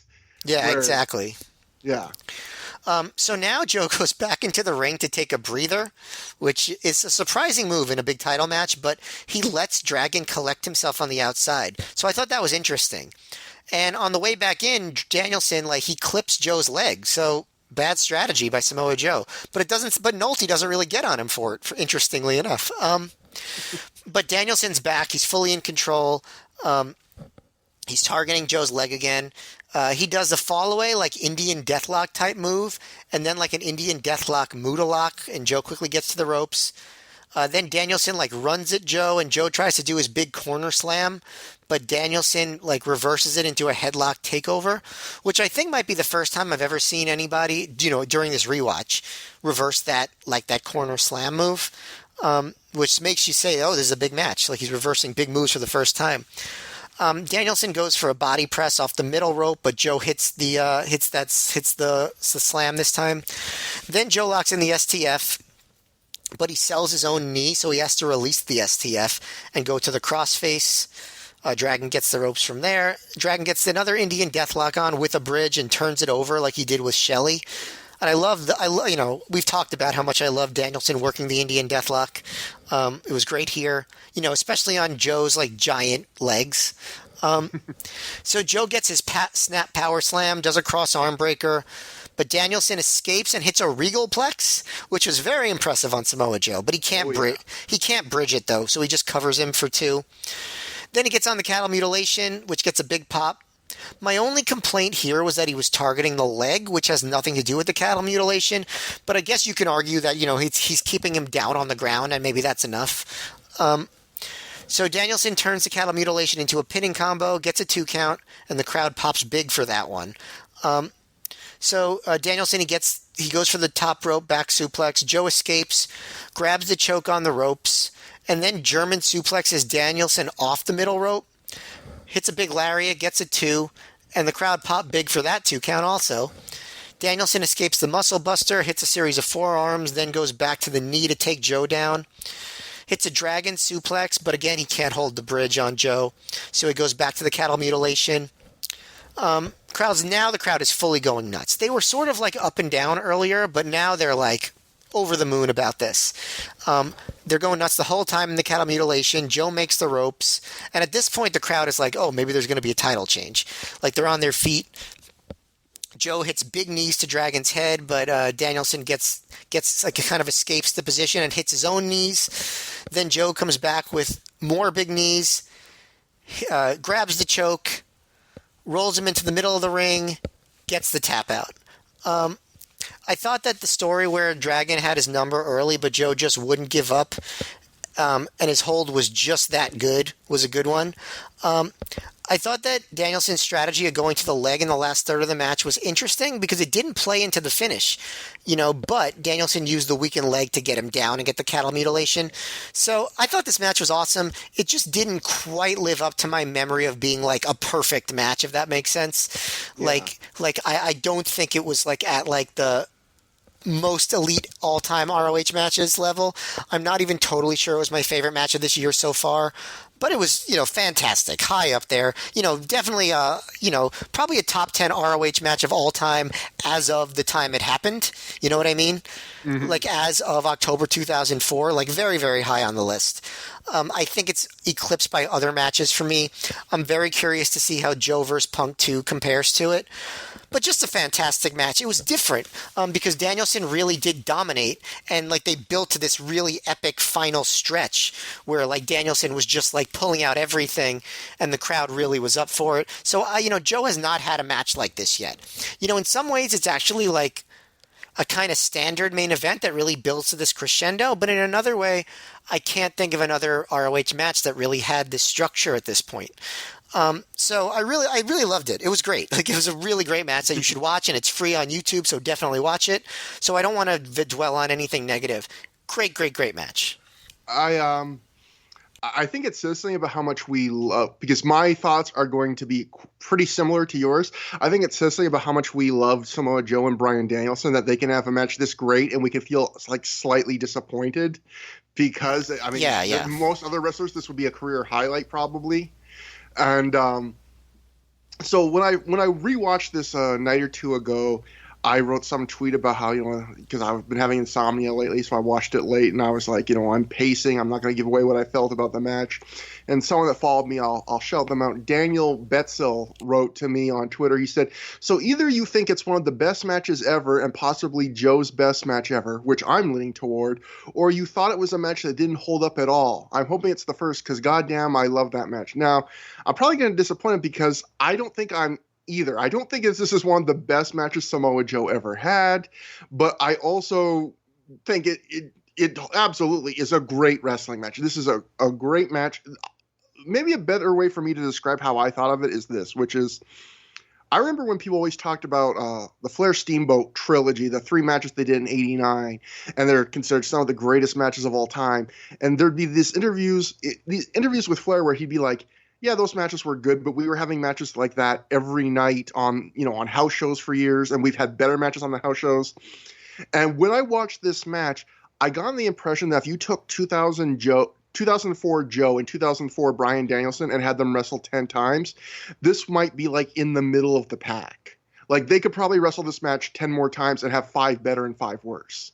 And so it's a great match, but it's not like I got this feeling of like you guys could probably do even better. I never felt like this was the night where like sometimes you see a great match and you're like, these two guys, everything's clicking and this is the best they can do. And it was like, I bet this was a match where it was great. And I actually came away thinking, I guarantee you guys could probably do better if you had like a couple more shots at this. But I don't think they ever did also. No. Yeah. That's the other thing. That's the weird fact about it. This arguably probably is their best match, but yet for some reason I didn't feel like they had reached their full potential with this match. Yeah. But watching it, one thing these guys are both known for, they took real pride in, is they loved, when you listen to their shoot interviews from this era, they were really proud of the matches that they called the least, where they had almost little to nothing pre-planned.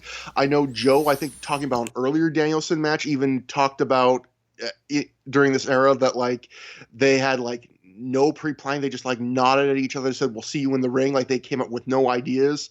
And this match feels like they came up with nothing until they got in the ring. Like it feels very organic. Like they're thinking up what they're going to do as it happens, which is often good. I think it does lead to a little bit of this match's minor weakness, which is, you kind of touched on it, there are things in this match that don't really have a lot of payoff. Like I would say, other than Danielson dominating the match to a surprising degree, like I would say Danielson probably controls 70% of the match, which against Samoa Joe in this era was really kind of unheard of for opponents of him in Ring of Honor. But there are things like Danielson works on the leg a little bit early in the match, but then he kind of doesn't go back to it, and then he goes back to it more seriously later. And Joe does affect him in moves like the STF, like you mentioned. But like you said, it doesn't really play into the end of the match. And there's things like Joe works on Danielson's stomach a little bit, and Danielson sells it, but it doesn't really have a huge impact later in the match. And it's things like that, where even the early part of the match where the mat wrestling was all good, really good, but a lot of it really does feel like two super talented guys, and they're kind of figuring out what the match is going to be as they're working it. You can kind of feel it, and sometimes maybe that's why it doesn't quite feel like that 5-star epic where everything is just filled with emotion and meaning right from the start. It is more just two maestros, painting whatever they feel like as they go. But thought this match was great still. This is a match, Matt, and I don't know if you will agree with this, but I know when we did your List 'em and Learn, the second time we did List 'em and Learn, which we did the episode ranking our 10 best Ring of Honor wrestlers ever, and that was the show that kind of served as a pilot for this show. So if you haven't heard that, go to thecubsfan.com and check it out, and all of Matt's shows, because they were great. But I think I put Joe above Danielson for the number 1 spot, and I think you went the other way. This match, it's funny. I still kind of feel like I'm right, but on this night, I feel like with both guys in their primes, I feel like Danielson outworked Joe, and I thought Joe was great, but I thought, and maybe it's just because Danielson took so much of the match, but I thought Danielson just put on a show here. Like, he has a lot of those Danielson elements we'll see later when he's being the champion, where he's kind of a heel but kind of not, where, like the cocky swagger, and he'll cheat if he has to with stuff like the eye poke, but he's not like constantly looking to cheat. And just that anger, that swagger, it's starting to come in a little bit. And I just felt like there's like so many things Danielson does here. Like he gives you a little bit of everything. Like he does the big flip dive that he wouldn't do till years later. He does like the crazy coughing sell that you won't see from many wrestlers. And I think the thing I appreciate most about this match, and the thing that kind of exposed Mark Nolte, is that this match plays against your expectations. The whole first part of the match is mat wrestling, and Danielson, I would say, gets the better of it. But Joe, like, does get a fair bit of it too. Like he gets to hold his own compared to like the Homicide Nigel match, where when they go to the mat, Homicide gives Nigel pretty much all of the mat work, and just like he gets to win almost all of it, which makes sense. And in this match, likewise, Danielson like trades strikes and big hard blows with Joe for pretty much throughout the match. And Joe, knocks him down and really beats him up a few times. But Danielson gives as good as he got. And so it goes against the story you would naturally think. And like you mentioned, Mark Nolte's habit of always imposing his story for a match and ignoring what's actually happening, because throughout this match he's like, Danielson's the technical guy, he has the advantage there, and Joe, you don't want to get into a stand-up fight with Joe, you don't want to fight with him on the outside because he'll end you. But yet if you watch how they work the match, they each go into the other's kind of quote-unquote specialty and more than do well at it. They do really well at it. So they kind of play against type on that, and it was kind of annoying that Nolte couldn't let go of his pre-planned idea of what this match would be. And I think the match, I appreciate it more on this rewatch, having rewatched all the shows in order, because again, a lot of on the rewatch, it's the novelty of seeing that Joe, I don't think Joe has ever given someone, since he's risen to this level, this much of the match. Like it's one of the only Samoa Joe title matches at this point where it feels like, he does that last burst of energy after the near falls where he does the big knees, and then Danielson does a few knees, but then he comes back with his knees and then immediately goes to the choke, where afterwards, even the way Joe sells, where he's like slumped against the ropes, it's one of the rare Joe title matches where he doesn't win where you feel like, oh, he's just the fucking man, he killed that guy. It feels like he barely got out, that was his last gas, and if that didn't work, he might have been screwed. Like Danielson absolutely pushed him to the limit, and Joe was kind of on the defensive. And I think there's a novelty that really makes that work for me. And those final 10, 15 minutes, like you said, really pick up into that's when this match really raises to another level. And the fact that it is one of the matches where at this point, Joe's title reign had been so long, I imagine a lot of his matches with lower tier opponents, people were having a harder time buying into that they could beat him. And this match is one of those matches where clearly in those last 10 minutes, they got fans to believe, like, we might see the title this might be where Joe finally loses the title. Danielson might be the guy to do it. So I think from any match from here on out in like Joe's run that can do that definitely deserves praise just for that even. And you got the feeling they really wanted Danielson at one point to win just because it would have been like a cool moment to be there live for. And yeah, I thought it's a great match. It's not, I don't want to tip my hat. I don't think it's going to be my match of the year. I don't even know where it's going to fall on my list. It's maybe not as high as someone that's never seen this match before might think. Bryan Danielson versus Samoa Joe in their prime, this is going to be like the best match I've ever seen in my life. Like you were saying how your memory of it was like, this is a near perfect match. I don't think it's that. I agree with modern Matt Feuerstein. but that's my new nickname. But again, like I started this off with, it says something that these guys, that even a match that is a slight disappointment is still a fantastic wrestling match.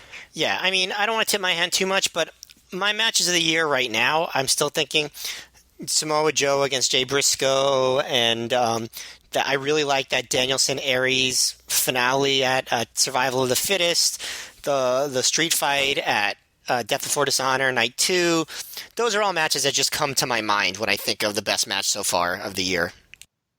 Yeah, and a few other big ones still to come. Like we are not done with this year yet. So there was definitely comments and discussion on this match afterwards. So I'll just go. First off, I thought it was funny that you brought, I wanted to say this. I love that you brought that 60 to 65 minute thing, because Wade Keller had a very similar rant to your thing. Let me see if I can find it here. Wade wrote in the Torch, Ring of Honor announced that the Joe versus Danielson match will have a 60-minute time limit, but in case of a draw, they will have a 5-minute overtime. I understand that they're trying to send a message to fans that they can expect to see a 60-minute classic, because why else bother announcing the overtime step? But in reality, what point is there having an overtime? Just make the match 65 minutes long instead. It's not like hockey where the score is tied after regulation, you go to overtime. The entire Joe versus Danielson match is sudden death and could end at any time anyway. So, Wade definitely felt similar, which is like... Yeah, he's right. I mean, yeah. I just, it doesn't make any sense to me. Like, why not have a 65-minute time limit then, rather than 60 minutes, a break, and then just 5 more minutes? But the announcer on the actual show shouldn't be making that point. Also, one other thing I know that... Yeah, I completely agree. But also, one other thing I thought was weird is... We didn't mention the elimination tag had time calls every 5 or 10 minutes, I think. And this match that goes nearly 40 minutes, that goes longer than that match, doesn't have time calls, which I thought was a little... I guess for some reason they must have wanted a reason to have time calls for that elimination match. Although, ironically, according to Mike Johnson, they went 7 minutes longer anyway, even with the time calls. Oy. But, then we'll go to the Torch. Again, they had some different comments from people after the Joe match. They said, let me just see here. It's being called a match of the year contender. Torch correspondent Paul Sosnowski, which you guys may know as the Green Lantern fan, the man who got the finger from Joe, writes, I have been in attendance for many great matches in Ring of Honor history, but I have not been this emotionally invested in a match since Paul London versus Danielson on April 13th, 2003 for their 2 out of 3 falls match. The crowd heat was insane, rooting with all their hearts for both men. Simply a fantastic match. Torch contributor Derek Bergen reports, the match had an epic feel to it, and the intensity displayed by both men just added to the overall effect. Fucking incredible in every way imaginable. Live reports, Dave Meltzer said that based on live reports, it was said to be the best title match in the history of the company, rated between 4 and 4.5 stars from our different reports. Some people called it the company's best match of the year. And then finally, weeks later, Dave gave his own thoughts because he eventually got a tape, and he wrote, I saw the October 2nd Samoa Joe versus Bryan Danielson Ring of Honor title match from Philadelphia on the Midnight Express reunion tape, and then Dave writes in brackets, the reunion was fun. Then he goes, I'd give Joe Danielson 4 stars. It was better than Kenta versus Naomichi Marufuji, but not as good as Kensuke Sasaki versus Hiroshi Tanahashi. It was an excellent match for the Ring of Honor crowd, and that's who they were performing for, so that was their job. But it's one of those matches that wouldn't have played well in front of a different audience. I hate when he says that. Yeah, I was going to say, Matt, it's a return of our old friend that we used to rant about in the early days of the show, where it seemed like every positive review Dave gave of a Ring of Honor match was ended by this wouldn't have played in front of a different audience. You know what annoys me about that is that his argument is always when he talks about older matches, like, oh, they did the right match for it worked for the audience that night. And it's like, why does that not also apply to Ring of Honor matches? Yeah, and also that's your job, is to do the best, like, for your audience. Yeah. Yeah. And clearly, like, both these guys, but especially Danielson, has displayed that, like, he could wrestle matches for different lengths, different styles for different larger audiences. But, like, the goal was to make the best match for this audience, who was going to have more tolerance for longer matches and mat work and things like that.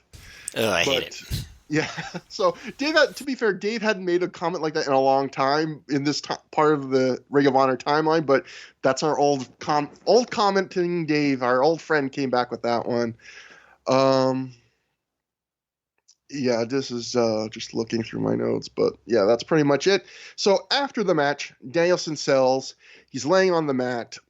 Joe grabs his title. He lays against the ropes, like I mentioned, selling exhaustion in a way he rarely does. The crowd chants for both men. There's applause for them. They're really appreciative of the match they saw. Danielson actually offers his hand, and the two shake. So even though Danielson has a couple heelish moments during the match, he still shakes Joe's hand. He's the one who offers it. Then immediately CM Punk's music hits. He walks to the ring. Punk gives both guys a little applause, and he takes the mic as the crowd chants for him. Punk says, short and to the point, in June he became the only man in Ring of Honor that Samoa Joe couldn't beat. Punk says, I haven't gotten a rematch since then. And at that point, Danielson grabs the mic from Punk before he can finish. Bryan says he respects everything Punk just said, but he has never gone as hard against Samoa Joe as Danielson did tonight.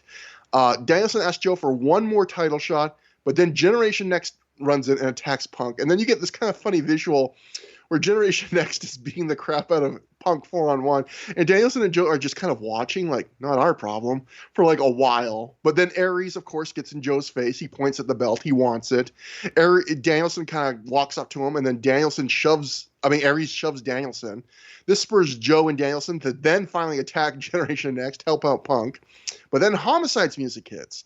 The lights go off, and when they come back on, Julia Smokes is holding the god-awful, ugly Ring of Honor title that they made for the night of Punk Joe 1 that Homicide kidnapped on that night, and we just thought was going to be forgotten about. But here Smokes is holding it. The Rottweilers join in the brawl. Punk does an ugly but full effort dive to the floor. Like he springboards off the ropes. And it's one of the ugliest dives you've ever seen, but God bless Punk. He wanted to do it. Everyone's brawling on the floor in the ring. Shelley does a top rope dive that no one really catches. It's felt bad for him. Aries does his tope. Homicide punches Jack Evans and then does his tope con hilo that he teased earlier in the night but didn't give. Evans, like you said, didn't do all his crazy stuff earlier. This is where he does one of his usual crazy super rotation dives to the floor. Joe goes to do his tope elbow suicida, but low-key cuts him off and the two brawl with each other. Danielson actually is trying to break them up almost like, hey guys, get along, which is kind of weird. But at that point, Joe elbows him like, stay out of our fight. So at that point, Danielson gets pissed. He takes out Joe with roaring elbows.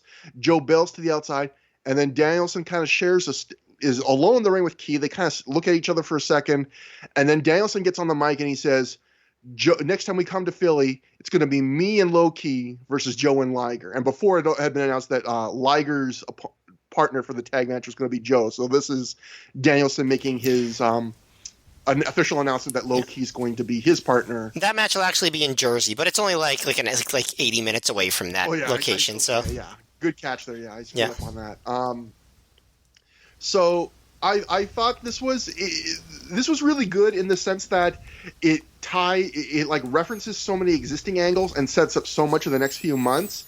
The only thing is Gabe does this like it's a bit of a pattern thing. Gabe doesn't do this all the time, but it's definitely not the first time we've seen the 800 different feuds all collide together and then everyone does a dive to end the show thing.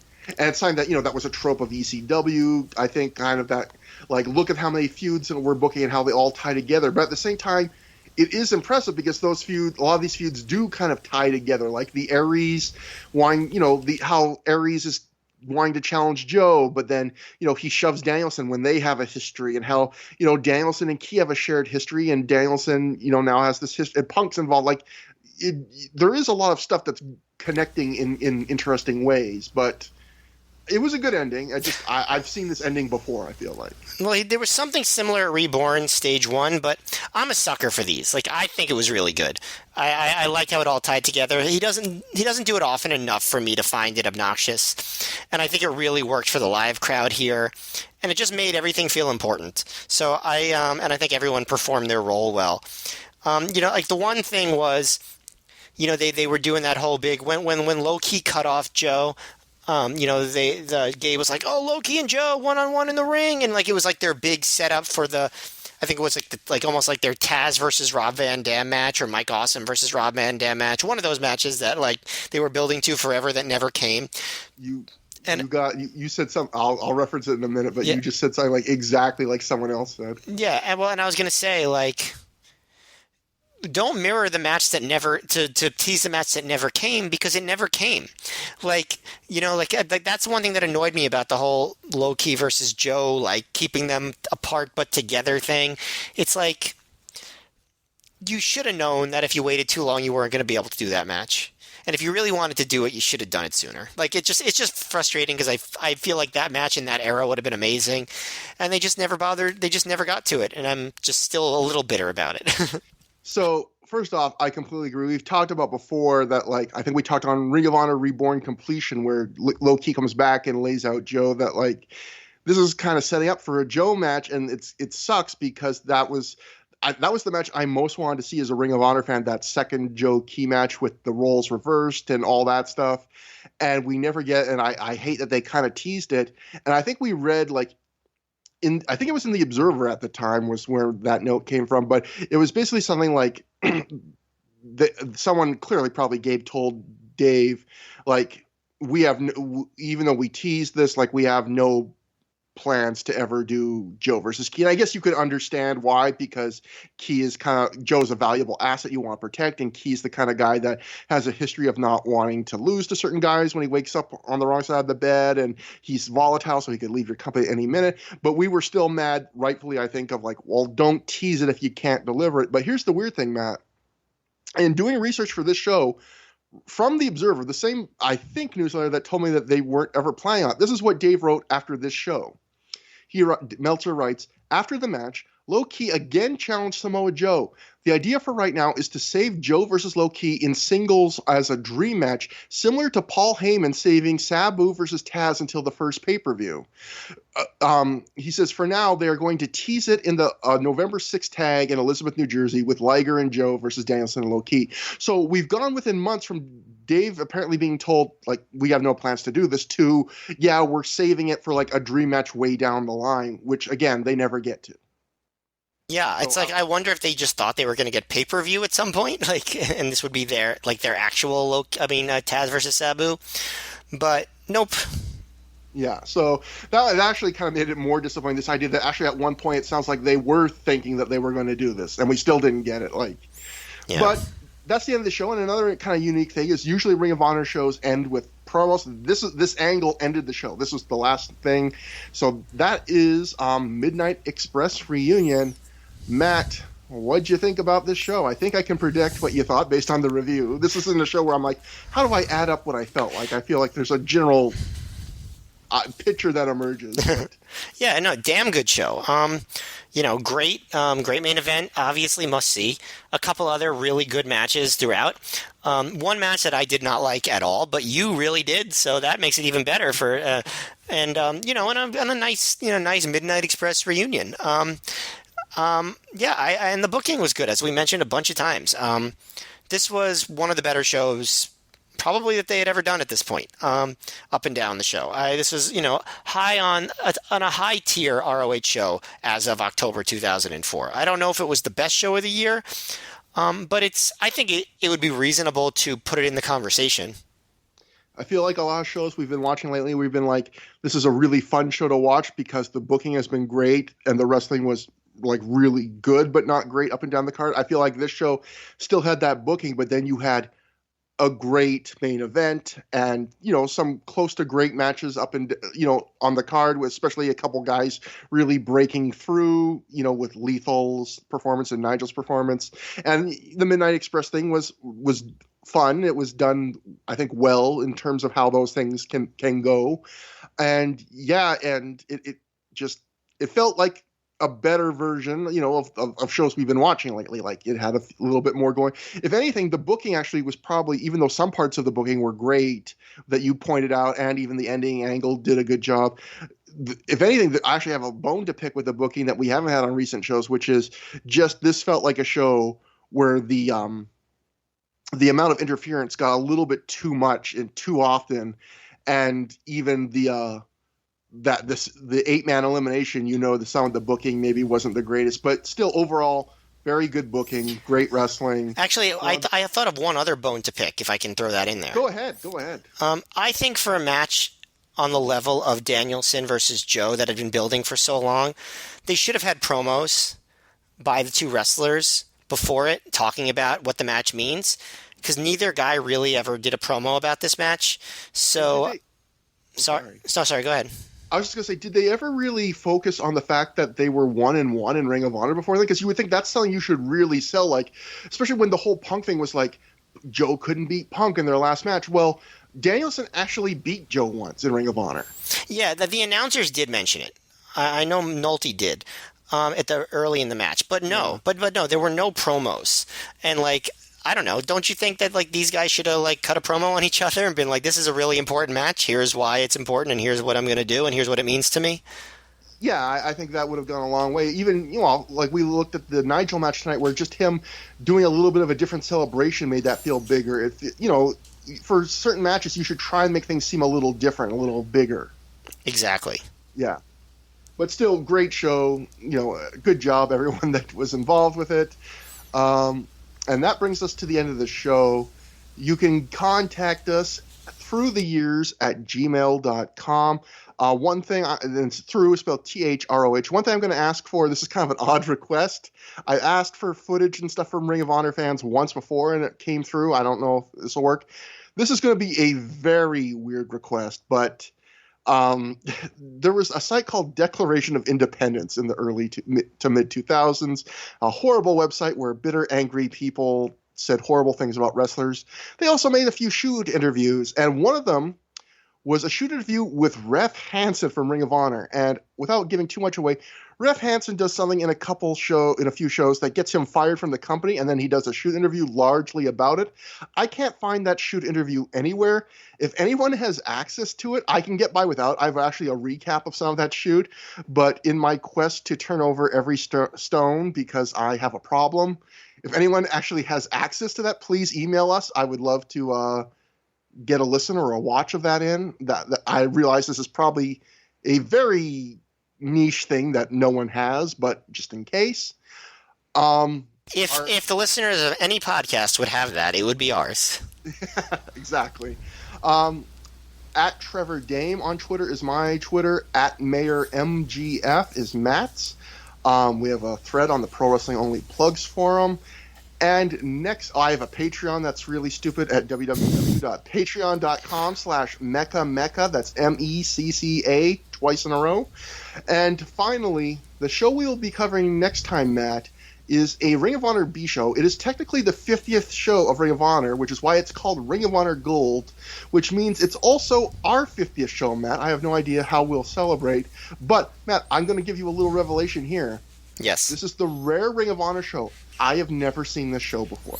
Damn. All right, I'm looking forward to that one then. I'm going into gold cold, Matt, and it does have a multi-man. It's very much a B show. It's Samoa Joe versus Rocky Romero for the title. You do get Punk versus Homicide in a singles match, and you do get another big tag, Gen Next tag in the main event.